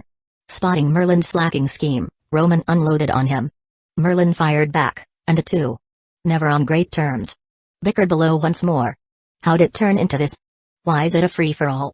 Unlike the heated battle above and spat below, Ritsuka felt like an outsider, exasperated. They were so close to Ruck, yet this detour hit. Fixing this final singularity was a real slog. Roy didn't elaborate on her confusion. He handed Enkidu's body back to Merlin, flared his own mana, and leaped skyward, joining the Ishtar B8 down. Poor, stubborn Ishtar got the king treatment in record time. With magician and 3 servants, her mere vessel stood no chance. Huh? Another one? Who are you people? Ganging up. What's that prove? Fight me one-on-one if you've got the guts. Facing 4 converging figures, Ishtar's bravado evaporated. Scalp tingling, she yelled in protest. What's it prove? You started this, you attacked first. We never offered a duel. My time's short, so morals can wait. Let's take you down, then talk. Roy, unimpressed, shot back at her whining. She'd struck first, and reason bounced off her thick skull. No point holding back. Might as well teach her a lesson for Gilgamesh. Huh? Even noble Karna had no qualms. One-on-one was for honorable warriors. This reckless goddess hardly qualified. Against foes, he didn't cling to knightly dueling codes. In the next instant, multicolored lights clashed. The 4 in the sky unleashed a fierce assault on Ishtar, boxed in the center. Blinding mana flashed, and Ishtar screeched like a frantic marmot. Meanwhile, Gilgamesh, fresh off an Ishtar-induced headache, sensed something amusing and sprang from his throne, thrilled. Dropping urgent play tablets mid-read, he grinned wide, eyes locked south of Ruck. His signature gleeful laugh spilled out, foo ha ha ha ha ha. Interesting. Too interesting. Didn't think you'd see this day, you useless goddess. Huh? Siduri blinked at his odd behavior, but seeing him suddenly so giddy, she stepped forward. My king, what's happened? Nothing, Siduri. Just something funny. No worries. Gilgamesh didn't spill that Ishtar was getting bullied outside Ruck. He plopped back onto his throne, buzzing with barely contained glee. Muttering, Merlin's a slacker who botched my task again, but this haul's decent. I'll let his screw-up slide this time. After a hearty laugh, he turned to Siduri. Clear out the noisy crowd outside. Important guests are coming soon. Other tasks can wait till tonight. Yes, my king. Siduri nodded, unsure what had flipped her king's mood from fuming at Ishtar to this. But seeing him handle duties without cursing her out was a relief. Was it these guests he mentioned? To cheer him up so much, they must be quite the crew. Pondering this, and silently praising Ishtar and Gilgamesh, Siduri retreated from the tower. She shooed away the Ruck locals waiting to submit their affairs. Chapter 191, 191 Lonely Yuck. What's with you? How dare you treat me like this? Do you even know who I am? On a desolate plain not far from Ruck, Ishtar, subdued by Roy and crew, her mana sealed by Merlin, and her limbs bound with chains, refused to settle down. She thrashed, yelled, and tugged at her restraints. Even so, her mouth never stopped, spouting off about her noble status and greatness. Yeah, sure. Mistress of the heavens, goddess of Venus, epitome of beauty, Mesopotamia's grandest deity. Ishtar, right? You've said it dozens of times. Tired yet? Want me to grab you some water so you can rest before going on? Since you. As Ishtar geared up for round 2, Roy, fed up with her noise, ripped a rag from Merlin's robe and stuffed it in her mouth. MMPH. With Ishtar's desperate, silenced expression, the group felt the world hush at last. Much quieter now. First time I've met something chattier than Merlin. And a goddess, no less. Roy sighed, eyeing the finally still Ishtar. Thanks to possession, she bore Rin Tasaka's visage, her personality and power tempered by it, making her an easy takedown. Otherwise, even with 4 of them, toppling Mesopotamia's mistress of the heavens on her home turf would have been no joke. Unless they hired a berserker to join the fray. Mash hesitated, staring at the bound, flushed beauty. This lady. Is she really the Venus goddess Ishtar? She feels different. The mythic Ishtar, wild and ruthless, clashed hard with this pitiful acolyte figure, stirring Mash's doubts. That's normal. She's not here in her true form. just possessing a devotee's body. Her personality's influenced, and her strengths heavily capped. Roy explained patiently. Otherwise, the real Ishtar wouldn't bother asking questions. She'd have bombed me from the sky, rummaged my corpse for what she wanted, and laughed it off if she got it wrong. No guilt, no care for anyone. That's the true mistress of the heavens. He pointed at Ishtar, tears welling in her eyes, looking ready to sob. When had the pampered mistress of the heavens ever faced such indignity? Bound by mortals, displayed like a trophy. No trace of divinity left. In myth, she'd have stormed Anu or Enki's palace, throwing a tantrum until they punished these insolent humans. But the gods were gone. Mesopotamia's deities had retreated to the reverse side of the world, abandoning this land. She'd snuck down, answering a follower's call out of boredom. A lone goddess. Now, in this mess, no divine savior would swoop in. No doting father Anu, no gentle Ninsun, no Gramps Enki. No gods left in Mesopotamia to aid her. The spoiled Venus goddess's tears fell. Huh? She's crying? Roy faltered, caught off guard by her tears. Why's she crying first? Did I go too hard? She attacked me. I wasn't even planning anything harsh. You're a goddess, the famed mistress of the heavens. Crying in front of mortals. What's that about? Where's your divine pride? Roy-senpai. She's crying. Mash noted. I see that. Roy rubbed his head, a headache brewing. He'd only meant to give her a light lesson and call it quits. But now? How could he keep going? Rin's face aside, with everyone watching. And Ishtar's spoiled nature lacking real malice, just dim-witted flaws. He couldn't hit a crying girl. Roy-senpai. Mash stepped closer, soft-hearted. What do we do with Miss Ishtar? You're not still. Sigh, what else? She's like this. Let her go. Roy sighed, crouching to unchain Ishtar and lift Merlin's spell. Leaning close, he whispered, I was gonna drag you, Rock's guardian goddess, to Gilgamesh as a greeting gift. But for Mash's sake, I'll let you off. Don't be so reckless next time. His devilish murmur sent a shiver through Ishtar, her face paling. Handed to Gilgamesh as a gift. She couldn't fathom it. Siduri might stop him from doing much, but her pride and dignity would be toast. She pictured Gilgamesh mocking her, carving her disgrace on a tablet, and displaying it across Rock forever. The great mistress of the heavens, a laughingstock to the gods? She'd rather die. No, no. Anything but that. I'm sorry. I don't want the treasure. Spitting out the rag, Ishtar wailed. I'm sorry, let me go. Don't take me to Gilgamesh. Take my treasure. It's yours, okay? Still fixated on that dumb treasure? Watching her bawl uncontrollably, Roy sighed, patted her head, and soothed, relax, I won't take you to Gilgamesh. Huh? Really? Her sobs stopped instantly, eyes sparkling with joy as she looked up. The flip stunned the onlookers. Mood swings on a dime. Crying 1 second, beaming the next. This a goddess? Some emotional control. Not quite the reliable deity they'd imagined. Really? Get up already. Roy nodded, pulling the kneeling Ishtar to her feet. Assured, she sprang up. After that ordeal, her view of Roy shifted. Sure, he was a shameless thief stealing her treasure. But he hadn't done anything weird while she was helpless, so her opinion softened a bit. In her mind, all Mesopotamia, humans and gods, should adore her.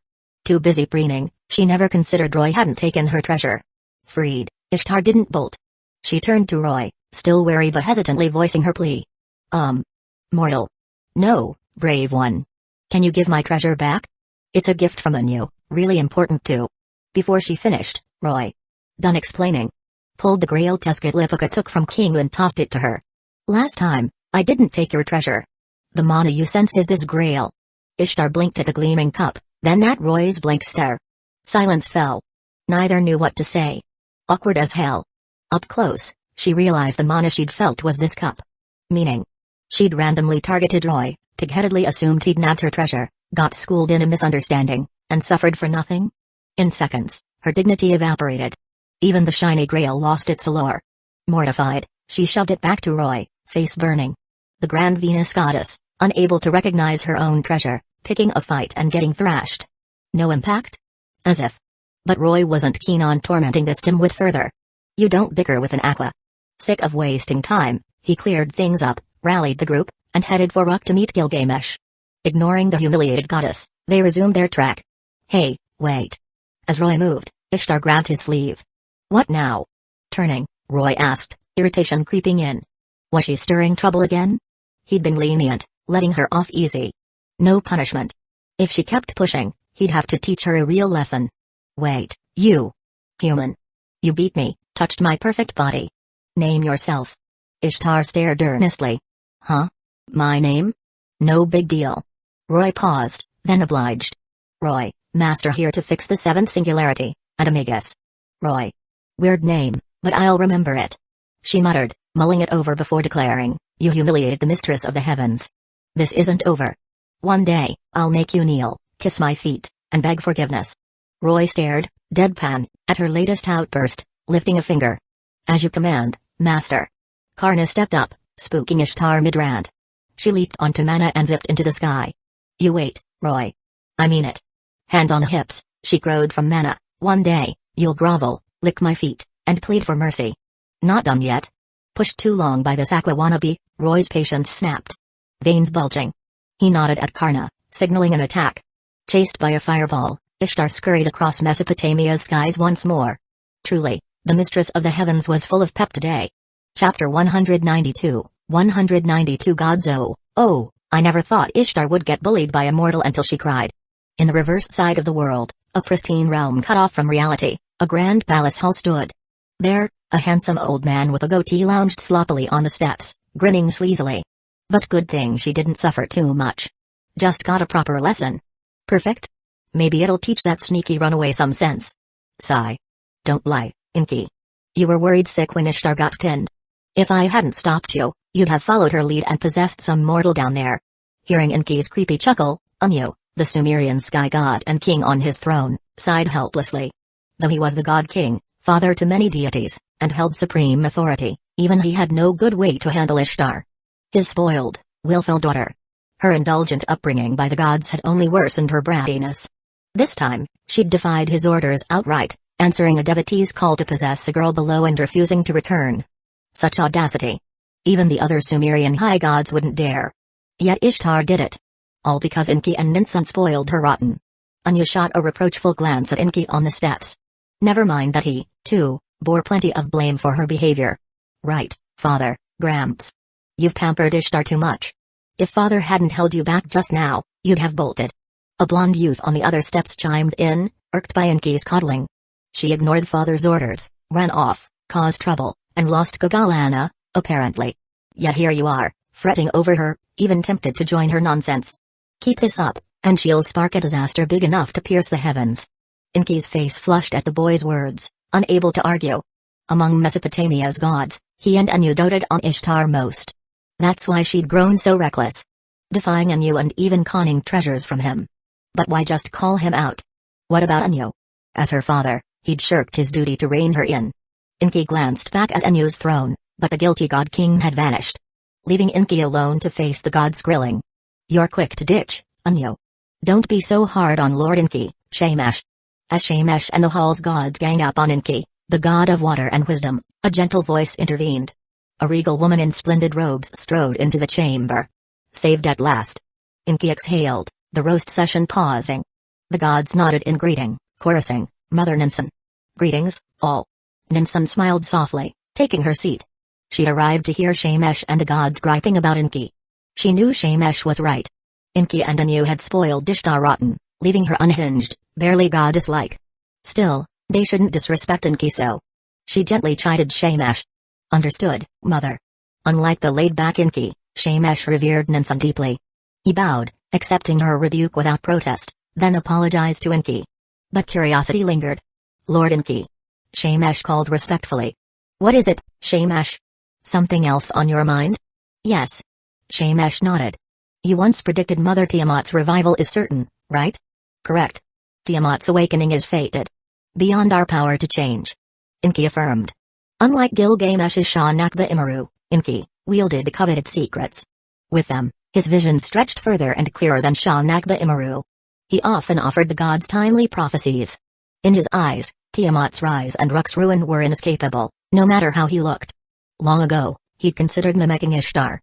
Possessing a vessel to aid Mesopotamia's humans against this doom. But that future turned worse. If gods who'd parted from humanity returned, history would twist wildly, veering into unseen darkness. His side would lose it entirely. So, Enki swore not to interfere directly. Even Ishtar's descent rattled him. Could her optics shatter this timeline's history? His prophecy spurred Anu to forbid divine meddling, sealing their link to reality after Ishtar slipped out. But can mere humans defeat Mother Tiamat? Shamash asked gravely. Like human-loving Enki, he was closest to mortals, especially fond of Gilgamesh. He'd vouched for Gilgamesh before the gods' plenty. When Gilgamesh and Enkidu once enraged them, Shamash's pleas spared punishment. He genuinely feared for Ruk's looming fall. Don't know. Enki shook his head candidly. His sight saw the future, true. But it wasn't static like clairvoyance. Especially with Tiamat and an outsider Magus in play. Ruk and Mesopotamia's fate now eluded him entirely. Then we can't. Shamash started, but Enki's shake of head cut him off. Stands clear. Looking at Shamash, he said earnestly, maybe it's Ishtar's meddling, but this world's futures diverged from my predictions. At least, I never foresaw this magician. Magician? Shamash's face lit with surprise. Yes, the young man who bullied Ishtar. A remarkable kid. Rivals gods. I like him. If I could go down, I'd meet him, chat properly. Ahem. Off topic. Enki glanced at Shamash, continuing, the world's path has shifted. Good or bad, who knows? But we can't meddle more. Acting rashly only worsens it. But Ishtar. She's different. She and her sister slipped a new seal undetected, meaning they're part of this timeline's fate. Done is done. Let them be. Ishtar is spoiled and brash, but on big matters, she'll choose right. Answering Shamash, Enki gazed at Roy heading to Ruk and Ishtar fleeing card as fireballs. He stroked his beard, murmuring, strange soul, unseen future. This unique convergence. What sparks will you and Ishtar ignite? Maybe, like Gilgamesh, you're this singularity's hope. Who knows? Shamash didn't buy Enki's words one bit. Counting on Ishtar to step up? More likely Tiamat sleeps through it. Lord Enki, you sure Ishtar will? Not just Shamash. The gods questioned her optics too. It was serious, they needed certainty. Ahem. I can't guarantee it. Under their dubious stares, Enki coughed awkwardly, muttering, just to be safe, I'll send Ishtar a dream tonight. Nudge her a bit. Chapter 193, 193 Warm after Karna chased off the irritating Ishtar from the plains, the group's journey continued without further bizarre interruptions. Ritsuka even quipped rare, no wyverns this time. Roy and Mash couldn't help but chuckle. With Merlin, the best guide to Ruk's roads.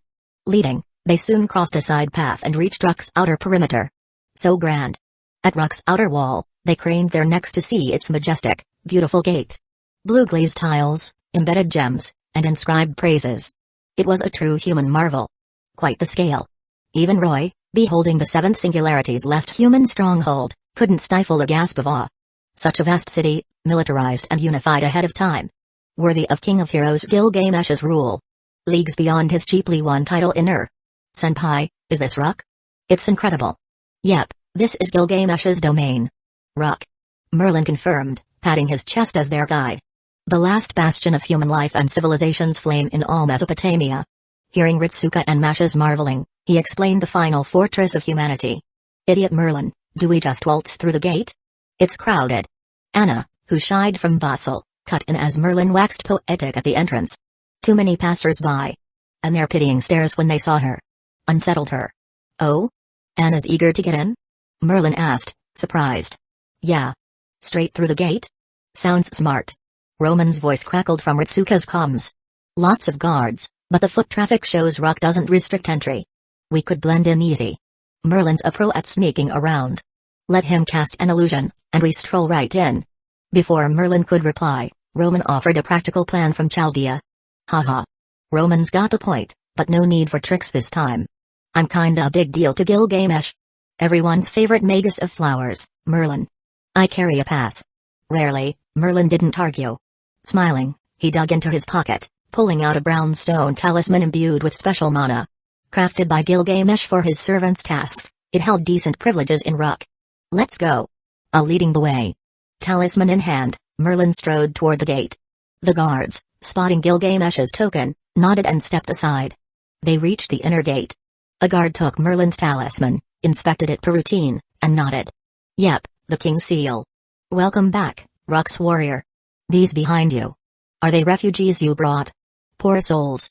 Even such young, lovely girls forced to wander? Confirming its authenticity, the guard returned the talisman. Eyeing Ritsuka, Anna, and the rest, he sighed sadly, then added kindly, no worries now, Welcome to humanity's safest city. Ruck, the unyielding nation. Here, you can live secure. We're comrades now, working together for survival. If you've just fled here, head to the Priestess Tower. High Priestess Siduri will assign you identities and lodging. Settle in a guest house, eat a good meal, take a hot bath, rest a couple days. Then join Ruck proper. The chatty gatekeeper, mistaking Ritsuka for a refugee, patiently pointed the way. Unexpectedly warm. Mash mused, surprised. Such friendliness in a chaotic singularity. From a mere human, not even a servant. Ha ha ha, warm? Of course. Beyond guarding Ruck's gate, I'm a father. Seeing pretty girls like you adrift in danger naturally tugs my heart. Praised by Mash, the guard scratched his head, laughing. But, spotting Anna. Hooded, head down at the group's rear. His face grew stern. You at the back, step forward. Huh? Anna's face stayed hidden, but Roy sensed her tense, her scythe-gripping hands trembling. Roy's expression hardened. Grasping her taut arm, he whispered, calm down, Anna. His soul's pure. No malice. Anna flinched at his touch, struggling to pull free, but Roy's grip held firm. The guard approached the group's end. Seeing Anna's strained look, he sighed. It's okay, little one. You're here now. No need to fear. Cheer up. I've got a gift for you. Rummaging in his chest pocket, the guard pulled out a candy wrapped in coarse cloth and handed it to Anna. This is. Anna took it, puzzled. My daughter gave it to me, but it's too sweet for me. You're about her age, so it suits you. If you'd take this headache of a treat off my hands, you'd be doing me a favor. Haha. Handing it over, the guard said no more, returning to his post. He'd done his duty as gatekeeper. Welcome to Ruck, warriors and kin. Rest easy, then let's all fight for humanity's survival and future. Okay. The guard's fervor infected Mash and Ritsuka, who shouted back enthusiastically. Yeah, we've got to stick together to get through this. That's what makes humanity beautiful. Merlin smiled serenely, then turned to Roy and the rest. All right, we've lingered long enough. Follow me in. Gilgamesh must be getting antsy in the tower. Bye, sir. Take care of yourself. Haha, you too. Stay safe. At Merlin's urging, Mash and Ritsuka did the guard farewell. Led by Merlin, they stepped into humanity's final city. Ruck. Chapter 194, 194 Useless court mage. The sun's warm rays bathed the stunning ancient city. Bustling streets and crowds stood in stark contrast to the chaos outside. Ruck's interior felt like a paradise. Following Merlin through the thriving city, Fujimaru, Ritsuka and Mash marveled at everything with wide-eyed curiosity. Roman, too, praised Ruck's state. A model city-state, every human fulfilled their role, living vibrantly in this last bastion, striving together for tomorrow's survival. Despite the looming beast hordes, Ruck's residents showed no fear or despair. Smiles graced every face. They didn't crumble under fated doom or give in to hopelessness. With optimism, each shone brightly in their own way. Witnessing this beautiful city-state and its lively streets lifted the Chaldea group's spirits. Ever-energetic Ritsuka dragged Mash and Anna between stalls, eagerly soaking in Ruck's sights. The locals, spotting these newcomers, naturally assumed them refugees. Everyone mirrored the gate guard's warmth, welcoming them with open arms. Some offered Ritsuka and Mash homemade rations, others asked if they'd stay at their homes, now half empty after losing husbands or sons at the beast front. Every stranger along the way showed pure, heartfelt kindness, free of malice. As Ritsuka busied herself politely declining, icy blue glints flickered in Roy's eyes, a smile tugging his lips. Such pure goodwill, pristine souls. Radiating vivid colors in his gaze. How could he not adore these humans? Compared to most of modernity's lot, Ruck's people were unsullied. No wonder Gilgamesh, ruling this gem, scorned modern humanity.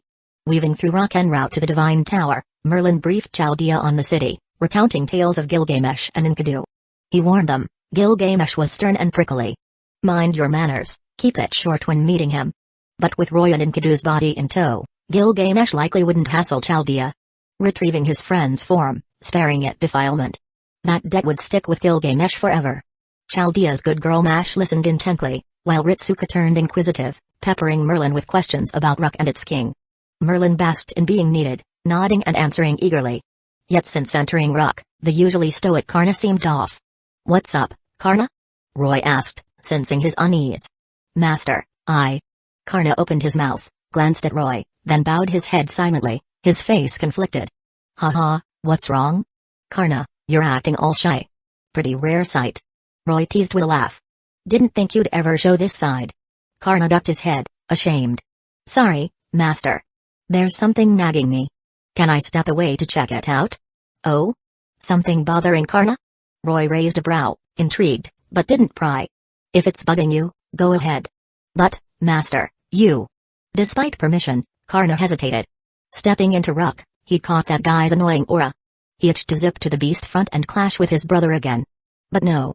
No matter how much he craved it, he couldn't ditch his master for selfish whims. As a servant, his first duty was protection.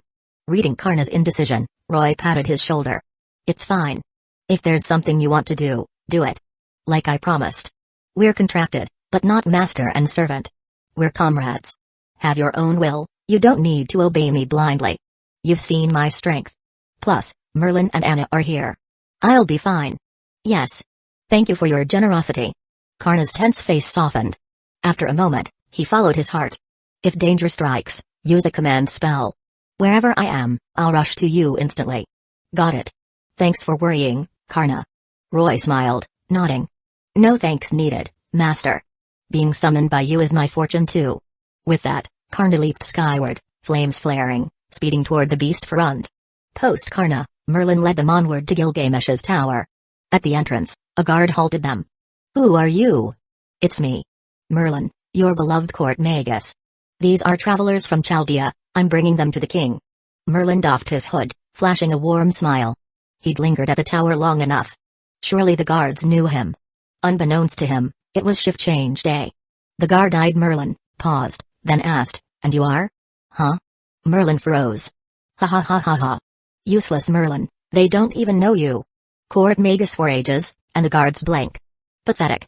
Roman cackled from Chaldea, clutching his stomach, delighting in Merlin's flustered face.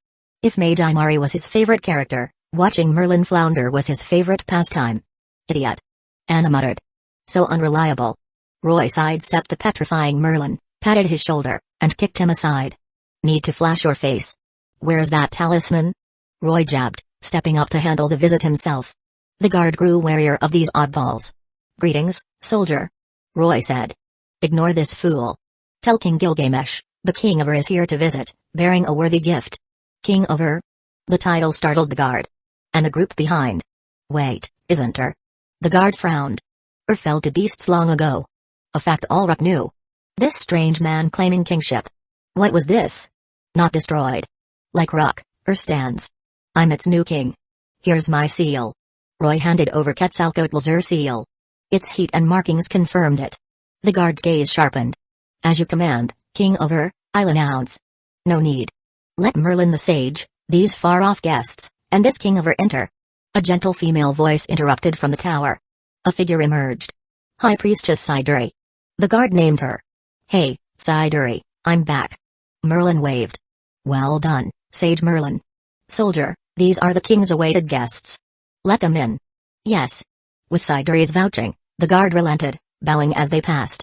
Led by Siduri up long stairs past grand statues, Roy and Chaldea soon reached Gilgamesh's throne room. As they entered, Gilgamesh's iconic, devilish laugh rang out. Foo ha ha ha ha ha ha. Chapter 195, 195 Justice Foo ha ha ha ha ha ha. The exuberant laughter echoed at Ruck's divine tower. Its source was the wise king of Ruck. Gilgamesh, who, after his dear friend's death, embarked on a quest for immortality, only to awaken to profound truths. The loss of his friend and the magical beast's threat had kept him from such hearty laughter for ages. Yet now, in this dire hour, he roared with rare mirth. His grin was genuine, a laugh from the soul. Siduri, by his side for years, thought so too. Wonderful. The king's happy again. Gilgamesh's joy stemmed from what he'd seen. Though his and Merlin's sight couldn't pierce Quetzalcoatl's domain, he could glimpse other things. King U's fate, hijacking Enkidu's body, shifted. Roy ambushed him early, reclaiming the husk. And that foolish tar, Beladen tied up outside Ruck's gates. All delightful sights. These unexpected, amusing twists had him buzzing with excitement. If Ruck's state didn't demand his oversight, he'd have dashed out already. So when Roy climbed the tower, Enkidu's aura in tow, Gilgamesh's thrill spiked. Such presence. Stepping through the throne room's doors, Ritsuka and Mash first met those crimson eyes. The Golden King loomed above, peering down from his throne. The chamber's stillness and Gilgamesh's aura tensed them up. It felt like facing the pharaoh in the sixth singularity. But that clownish pharaoh had shattered the mood. Nothing like this gravity. Greetings, my king. I've brought visitors from Chaldea. Merlin announced, stepping up as court Magus and the group's longest acquaintance with Gilgamesh. No tablet of destinies, sure, but his hull wasn't shabby. Servant-tier allies aside, he'd helped Roy reclaim Enkidu's body. Facing his new boss, Merlin stood a bit taller. But what clout did he have? Failing the tablet, this was mere atonement. And he dared swagger in? Gilgamesh ignored the shameless Merlin who lacked even a shred of dignity, and dipping his head to eye Chaldea's crew. From Chaldea, and this. His scarlet gaze skimmed Ritsuka and Mash, settling on Roy. King of Ur? Indeed. Circumstances thrust it upon me, but I'm Ur's king now, speaking for its actions. I'm here as a king to meet you. Oh? Visiting Ruk to see me personally? Gilgamesh worked a brow, smirking. Then you're a shoddy king of Ur. You don't even grasp the debt between Ruk and Ur, yet you stroll in? Long ago, I sent 2 men to scout Ur. On their return, Ur's foes struck. Saber fell to that jaguar before reacting, assassin barely escaped with intel. That city, per their report, still had survivors but was ensnared in a goddess's domain. Humans were caged, periodically sacrificed at a sun temple. I couldn't spare troops for rescue. Yet now, a supposed king of Ur pops up. You think I'll buy that? Gilgamesh tossed a clay tablet, golden runes flaring across it. Buzz. A tremor rippled as golden waves shimmered overhead, weapon tips emerging from portals, aimed at Roy. I regret your men's tragedy. My servant's doing, I won't deny. If you seek justice, I'll face it all. Roy said calmly, unfazed by the hundreds of golden gates behind Gilgamesh. Oh? That composure piqued Gilgamesh's interest. Then let's. Whoosh. Without warning, golden weapons shot from the portals. Not just at Roy, but Ritsuka too. Careful, senpai, Roy-san. Roy raised a finger to counter with mana bullets. But a purple blur darted from the side, blocking his path. Mash? Sensing danger as the golden ripples flared, Mash sprang forward, raising her massive round shield before Roy and Ritsuka. Her move forced Roy to lower his hand, dispelling his mana. You can't even sense your allies' moves or mana flow. Half-baked like this, you'd just clog the battlefield. Gilgamesh sneered, eyeing Roy's aborted action and Mash's leap. A guardian's heart was fine, but not always useful. Strong protecting weak? Fair. Weak shielding strong? A liability. Like now. Clang, clang, clang. Sharp blades met stout shield, sparking white flashes, metal clashing loudly. Mash's arms ached from the force of Gilgamesh's noble phantasms. Ritsuka, stunned and confused by the sudden assault, couldn't fathom why Gilgamesh targeted Roy and her. No chance to explain. They should be allies by stance. Why fight here? King Gilgamesh, we didn't. Ritsuka, behind Mash, tried to clarify, but Gilgamesh cut her off with a scoff. Humphrey. Begging mercy from this? Or pleading with explanations to stop me? Chaldeans, you claim no ill will. So what? I know your intent, that doesn't clash with testing you. Want my respect, my alliance? Empty words won't cut it. Show me your strength. Prove you're fit for the battles ahead. Chapter 196, MP 196, The Trial Summary. Roy and the others defeated Ishtar and made her cry out of embarrassment after a misunderstanding about a stolen treasure which turned out not to be Gagalena, but the Holy Grail. The gods, including Anu and Enki, discussed Ishtar's reckless actions and the emergence of Roy, whom they believed might change Mesopotamia's fate. After that, Roy and his group arrived in Ruk. Karna left on his own to investigate something, while the rest headed to Gilgamesh's tower. There, they met Gilgamesh, who immediately tested them with a surprise attack to assess their strength and worthiness as allies. Swoosh. Swoosh. Swoosh. Swoosh. Swoosh. The piercing, crisp sound of something cutting through the air echoed through the divine tower of Ruk. The Golden King cast a cold, indifferent gaze downward at Ritsuka and the others, who were struggling to fend off his attacks. Silence, you fools from Chaldea. Words are weak and meaningless. If you truly wish to stand beside me in battle, then prove it with your strength. Without giving Ritsuka or Mash any chance to retort, Gilgamesh shot them a chilling look. With one hand, he opened the massive clay tablet book, while the other hand continued its relentless motion. As he channeled more magical energy, more golden gates appeared behind him, their numbers increasing rapidly, soon covering half of the tower's space. A more intense onslaught then swept towards them. Anna, go help Ritsuka and the others. Merlin whispered to Anna beside him, noticing that Mash and Ritsuka were helpless against Gilgamesh's relentless assault. Though it was clear the king was testing them, he seemed to be taking it a bit too far. Not only was he carrying Enkidu's body on his back, but this kind of situation wasn't suitable for him to intervene directly. Understood. For once, Anna didn't refuse Merlin's suggestion. She adjusted her hood slightly and immediately sprang into action. Her small figure darted swiftly between the thrones, maneuvering agilely. She quickly flanked Gilgamesh from the right side of the throne. At the same time, she gripped the end of the chain tightly with both hands, spinning it rapidly in the air, and swung the massive scythe towards Gilgamesh's position. Swoosh! The sharp sound of the scythe cutting through the air caught Gilgamesh's attention. Oh? Another servant joining the fray? He tilted his head slightly, spotting the enormous scythe hurtling towards him. Gilgamesh smirked, unfazed. First, he raised his right hand, continuing to control the numerous golden gates, still targeting Mash's massive round shield, unleashing a barrage of weapons to keep her pinned down. With his other hand free, he dealt with the new challenger, the little girl who had just entered the battlefield. Clang! The clash of metal produced a deafening noise. Facing this sudden, ferocious attack, Gilgamesh produced a golden battle axe from somewhere and steadily blocked the scythe coming at him from midair. How is this possible? Anna's eyes widened in disbelief as her surprise attack was so effortlessly parried by Gilgamesh. In response, Gilgamesh merely scoffed. Is that all you've got? It seems you all just sat back and let others handle the fake, didn't you? After this brief skirmish, Gilgamesh had already gauged the capabilities of Ritsuka, Mash, and Anna.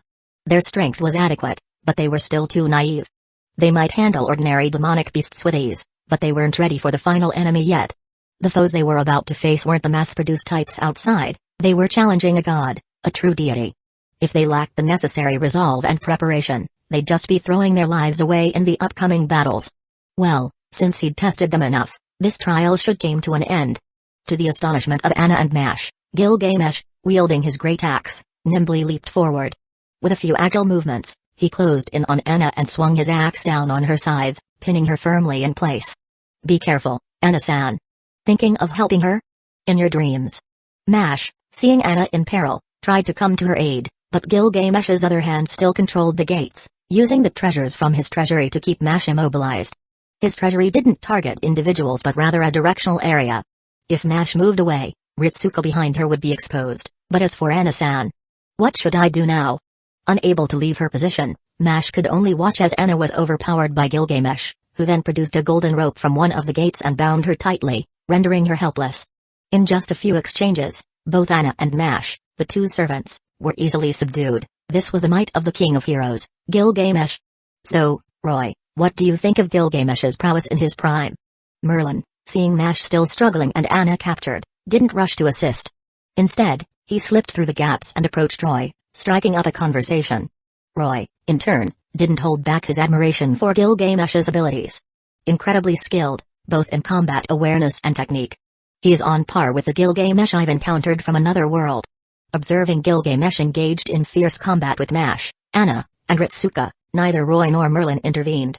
They both understood that Gilgamesh wasn't fighting seriously, he was merely testing Chaldea's master. Anna, being a servant without a master, joining in was acceptable.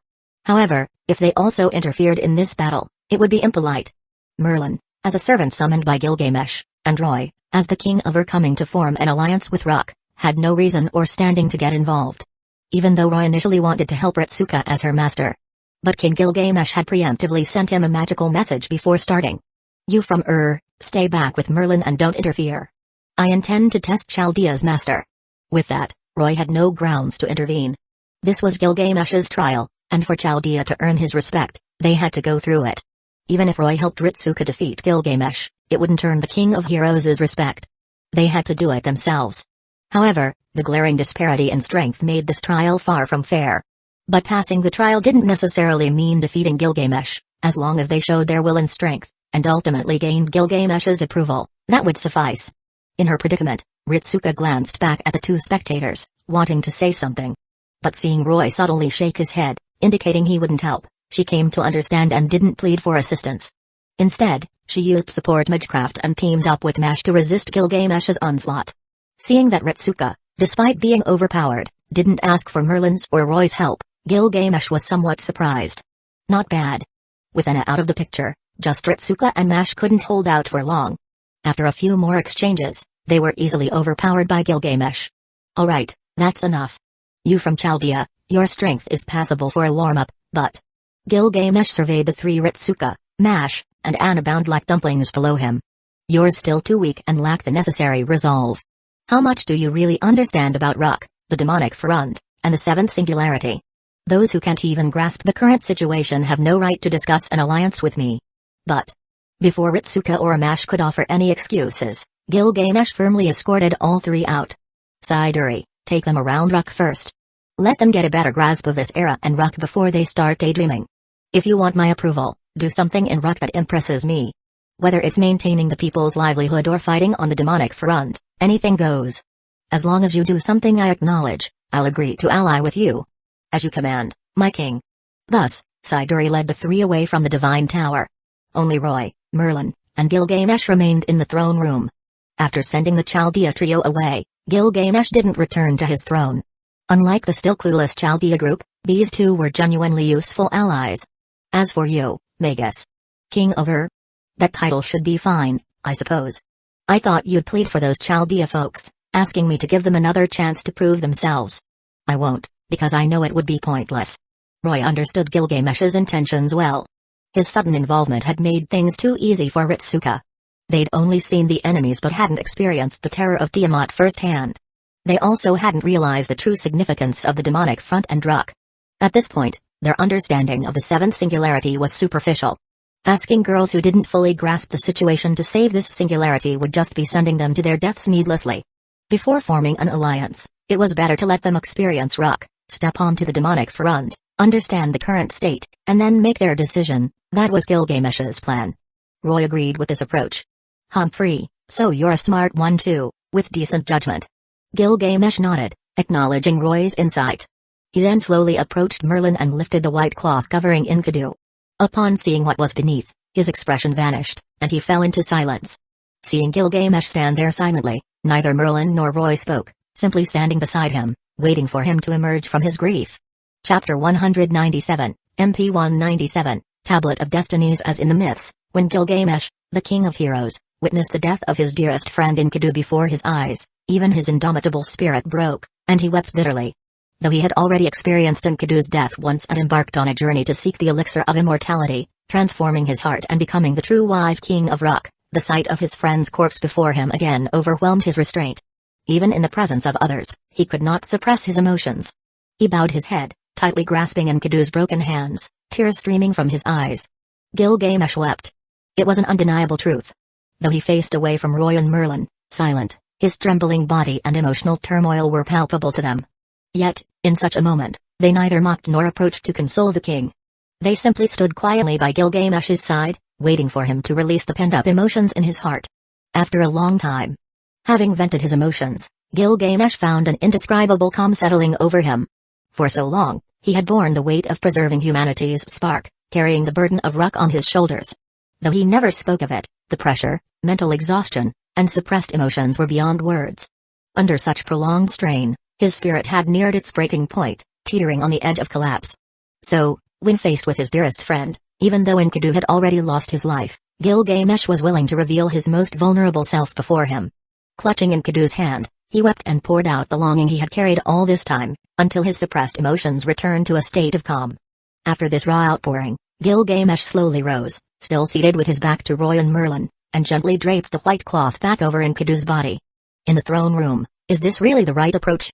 What can such a simple test reveal? By dismissing them so abruptly without explanation, aren't you risking discouraging Ritsuka and Mash, those two young girls?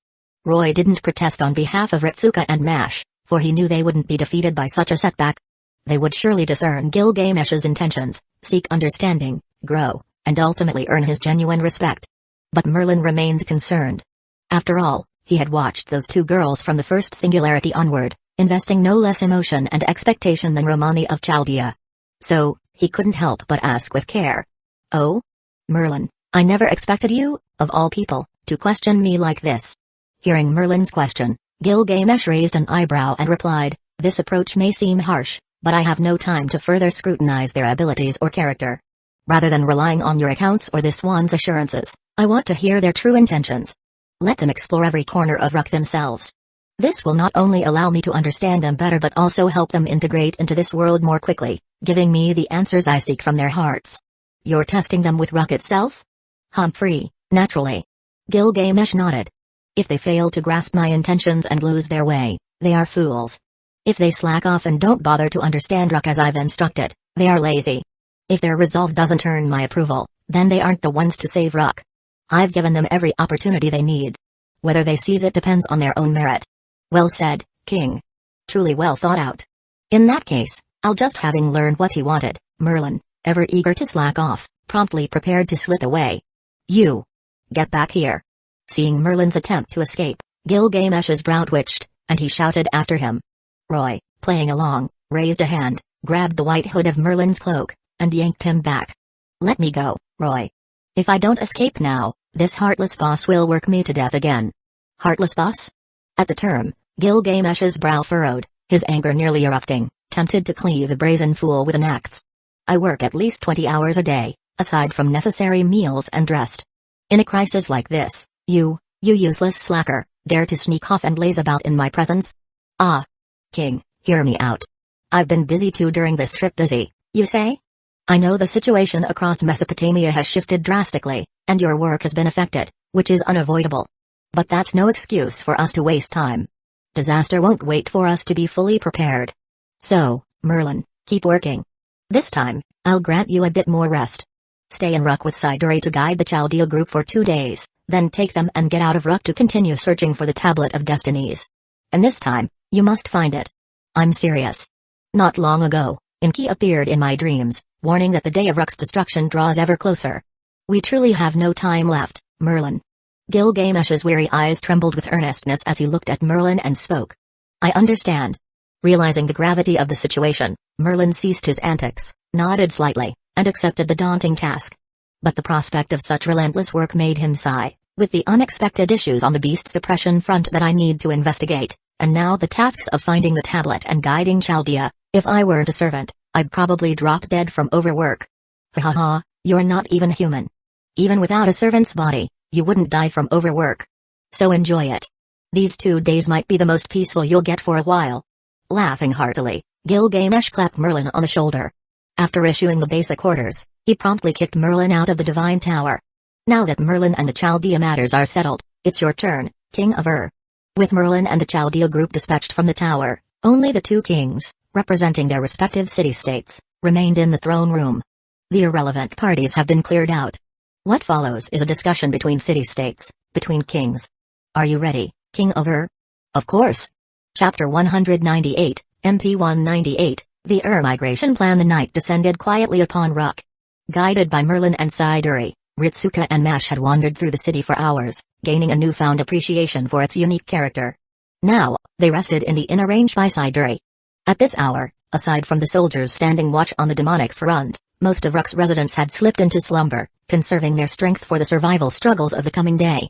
At the summit of the Divine Tower, under the glow of flickering flames, 2 figures hunched over a desk, tirelessly working. Shouts occasionally echoed from the tower's peak. King of Ur, haven't you finished calculating the grain allocation for the citizens of both cities? It's almost done. Carving on these clay tablets is quite cumbersome. Then hurry up. We still have city defenses and irrigation systems to address. Understood. Holding a heavy clay tablet inscribed with dense text, Roy's expression grew somber. If not for his magecraft, which allowed him to swiftly comprehend foreign languages, he wouldn't have understood these tablets sent from Rook at all. But wasn't his purpose here to discuss an alliance with Gilgamesh, relocate Ur's citizens, and fortify a joint defense? So why was he now buried under stacks of tablets several meters high? How had things come to this? Patiently handling the tablet's affairs, he propped his elbow on his face, pondering the reason. Right, it began after Gilgamesh sent Merlin away. Roy had assumed they would discuss the alliance between Rook and Ur. Instead, as the conversation was about to start, the Golden King abruptly raised a hand to stop him, then hauled out hundreds of tablets inscribed with tasks and set them before him. At the sight of the towering stacks, Roy's expression had been one of silent bewilderment, unsure of Gilgamesh's intentions. Then, Gilgamesh spoke as if it were the most natural thing. Given you returned Enkidu's body to me, and with Merlin and Ur as guarantors, there's no need to test your strength or character further. We can proceed directly to the alliance. I've no patience for scheming with you. Even so, Roy couldn't fathom what these tablets had to do with an alliance. Gilgamesh continued, as the first meeting between kings, I'd have preferred to host a banquet, chatting over wine. But the current situation leaves no room for leisure. Your arrival left many of Rook's affairs unattended today. So, I've turned the banquet table into a work desk. We'll discuss while handling these tasks. This bizarre logic left Roy stunned. A banquet culture turned into a desk culture? What kind of king involves another city's ruler in their state affairs? Yet Gilgamesh clearly didn't care. With Rook's destruction looming, he had no time for political games with Roy. Since Roy sought an alliance, Gilgamesh agreed, especially with the pressing need for manpower. The situation on the demonic front was deteriorating steadily. To maintain this seemingly unbreakable defense, Rook's people died constantly, yet the number of demonic beasts showed no sign of dwindling. In fact, it only grew. The collapse of the demonic front was only a matter of time. Still, Gilgamesh aimed to buy as much time as possible for humanity, and the addition of Ur's forces was a tremendous boon. Trusting without suspicion, Gilgamesh saw no need for scheming with the king of Ur. Without even a formal alliance pact, the two kings began tackling the alliance's affairs. Time passed, how long he wasn't sure. Roy lifted his head, stacking the completed tablets before the desk. Finished. Have you figured out the troop transport routes from Ur, King Gil? King Gil? What's that ridiculous name? Nothing, just a name from my era for an idol, a king. He reminds me of you. Silence, mongrel. I don't know who this King Gil is, but it's certainly no compliment. Sensing the offense, Gilgamesh's crimson eyes narrowed at Roy, who was diligently handling tablets. Seeing Roy's focus, Gilgamesh held back his irritation, lowering his head to continue his own work. Damn it, he's processing them so quickly. Faster than me. If what you say is true, and one of the three goddess alliance's divine spirits stands with Ur, that's excellent news. Plus, you can fill the gap in Nar high-end combat strength. Exactly. Most of Ur's citizens are young, robust soldiers, including over 1,000 taken from Rock by Quetzalcoatl. They're safe, training daily under Quetzalcoatl, maintaining their combat skills and resolve. Once they reach Rock, they can join the demonic front immediately. Roy placed a few more completed tablets beside the desk, surpassing Gilgamesh's stack. Oh, all well-trained warriors? That's promising. Now, the challenge is transporting nearly 15,000 people across Mesopotamia to Rock safely. Hearing this, Gilgamesh quickened his pace, stacking several finished tablets to match Roy's speed. As king of Rock, how could he lose to a foreign ruler in handling his city's affairs? Such childish competitiveness. Unlike Gilgamesh, Roy, sustained by the third magic, felt no fatigue in body or mind. His speed wasn't to compete with Gilgamesh but simply to finish and clock out. Transportation is indeed tricky. Marching tens of thousands across Mesopotamia risks demonic beast attacks. Even with servants escorting, losses would be heavy. Gilgamesh, too, found the logistics daunting. Quetzalcoatl has some wyvern familiars. Used wisely, they could enable air transport, but their numbers are limited, only a few dozen. They can't carry everyone. Air transport via wyverns is a good idea, but even pushing them to their limits, they'd carry maybe 1,000. The remaining 10,000 are still a problem. Gilgamesh pondered, then offered a practical suggestion. Since we're considering air transport, what about waterways? Waterways. But I know your concerns, but compared to Mesopotamia's plains, aquatic beasts are far fewer. As a king, you're no fool, you know no route is entirely safe. Losses are inevitable. We can't protect everyone, but this is the best option we have. I know a few discreet river routes. With proper timing and 2 servants as escorts, ferrying some by boat to Rock quietly is feasible. In my view, it's a solid plan. What do you think, King of Ur? Roy considered, then nodded slightly. You're right. Rather than leaving them isolated in Ur, cut off from Rock and awaiting doom, this is the best choice. Humphrey, you're no indecisive fool. That's the mark of a true king, making such decisions. If we'd met sooner, you might have been a worthy rival. Gilgamesh snorted, his gaze lingering on Roy as he spoke earnestly. His words were sincere. Though Roy had much to learn, he possessed the qualities of a king: strength, responsibility, vision. Had they met earlier, he might have been a rival akin to Enkidu. With the plan settled, I'll designate an area for Ur's thousands to settle. Non-combatants will go to Rock's city center, while warriors will join Leonidas in the barracks. Any issues? None. Ur's people aren't here for comfort but to fight. Trained by Quetzalcoatl, they won't fall short of Rock's soldiers. Humphrey, confident, are you? Let's see whose soldiers prove superior then. Gilgamesh laughed heartily at Roy's words. The plan's set. Before the beasts react, we'll move simultaneously by land, sea, and air. 5,000 will march with your divine spirit across Mesopotamia's plains to Rock. The rest will take water and air routes, using the land march to distract the beasts. If successful, we'll complete the migration in about 2 days. What do you think? A sound plan, I've no objections. But aside from the servants essential to the demonic front, I hope you'll send at least 2 servants to escort them. Sacrifices are inevitable, but I want to minimize them as much as possible. You're right, unnecessary losses should be avoided. Rux stretched thin, but for a short time. Gilgamesh rubbed his chin, pondering, then thought of 2 suitable figures and replied to Roy. I can spare 2 servants. My assassin and rider aren't suited for frontal combat, but they're more than capable for this escort duty. Head to the northern defenses tomorrow to meet them. Assassin and rider? Roy was surprised, recalling that when Chaldea arrived in Ruk, Gilgamesh's summoned servants, aside from Merlin, were only 3, Ashwakamaru, Leonidas I, and Mazashabo Benkai. Was an assassin still alive? Had the plot changed again? What's wrong? Surprised by something? Noticing Roy's tone, Gilgamesh questioned. No, just curious about these 2 servants' identities. Their names? If you want to know, meet them yourself tomorrow. Got it. Their discussion stretched into the late night. With both kings working together, tasks that would have kept Gilgamesh up until dawn were finished early. Done already? Looking at the 2 small mountains of stacked tablets, a faint smile curved Gilgamesh's lips. Unexpectedly, I've got a few hours free tonight. Siduri, are you still there? Standing and stretching, Gilgamesh called toward the tower's entrance. I'm here, my king. Siduri's voice came from outside. After guiding Ritsuka's group on a brief tour of Ruk, she returned to the tower to work. Since the conversation involved 2 kings, it would have been improper for her, as head priestess, to intrude, so she'd set a table by the tower's entrance to handle her tasks. Really, at this hour, you should rest, Siduri. Seeing her enter, a trace of exasperation flashed in Gilgamesh's eyes. My king, with all of Ruk and both kings working tirelessly, how can I, as head priestess, slack off? Diligence is admirable, but rest is necessary to maintain your strength.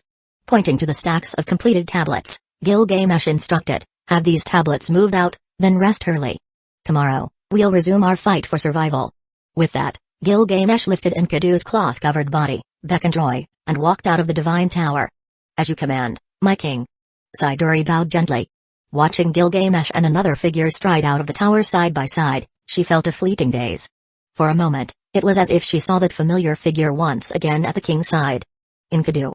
Chapter 199, MP 199, Flower of Remembrance. The morning arrived swiftly. A golden dawn rose over the land of Mesopotamia, and the people surviving in this city began another day of striving for their existence. Ritsuka and Mash, freshly awake, searched the inn for Roy but found no trace of him. Not only that, but Merlin and Anna were also missing. It was Siduri who came to inform them that Roy had gone out with Gilgamesh the previous night and had yet to return. This surprised them both. The 2, who had been at odds just yesterday, had suddenly grown so close as to spend the night together. Recalling some less savory accounts in the Epic of Gilgamesh, Ritsuka cautiously asked, they really stayed out all night? Yes, Mr. Roy and the king went out together last night and haven't returned yet. But please, don't worry. I can tell the king is quite fond of Mr. Roy.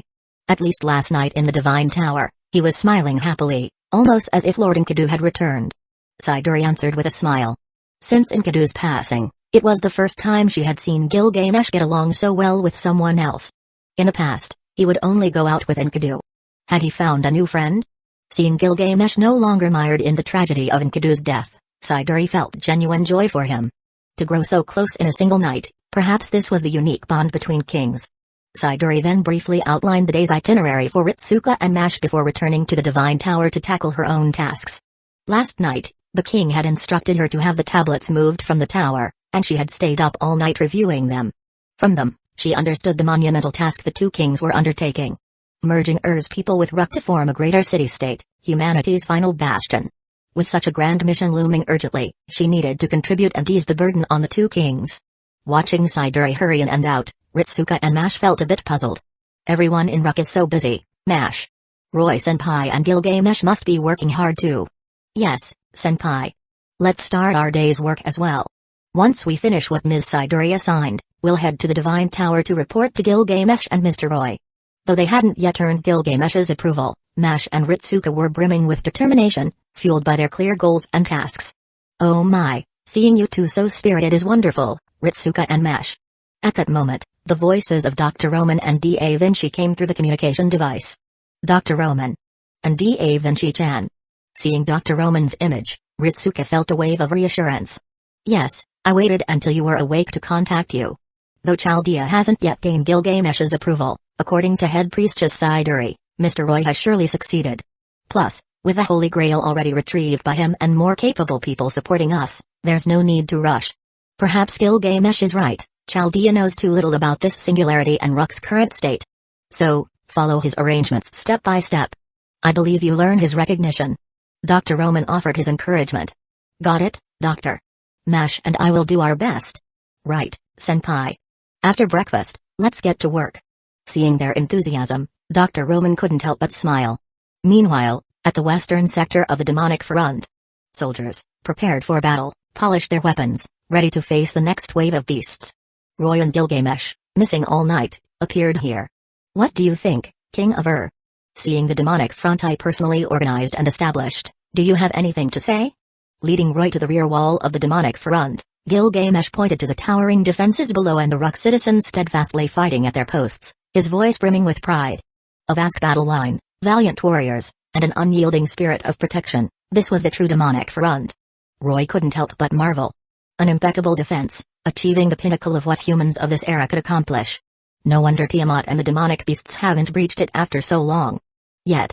Even so, it can only delay destruction. A trace of regret crossed Roy's face. He knew the demonic front wasn't meant to prevent Rook's fall, only to postpone it. Though this line was formidable, it was steadily eroding. Rook's warriors were living humans with wills and lives, capable of injury and death. The demonic beasts, however, were not mass-produced. They could be endlessly generated unless their source was eliminated. This was no equal fight. Even if they repelled the beasts' relentless assaults, Rook's tomb was sealed with the arrival of Tiamat, the primordial mother goddess. Hearing Roy's disheartened words, Gilgamesh neither refuted nor lamented. With his clairvoyance, he saw the truth more clearly than anyone. He had dreamed of Rook's destruction more than once. But so what? Would he abandon resistance and surrender to fate just because destruction was inevitable?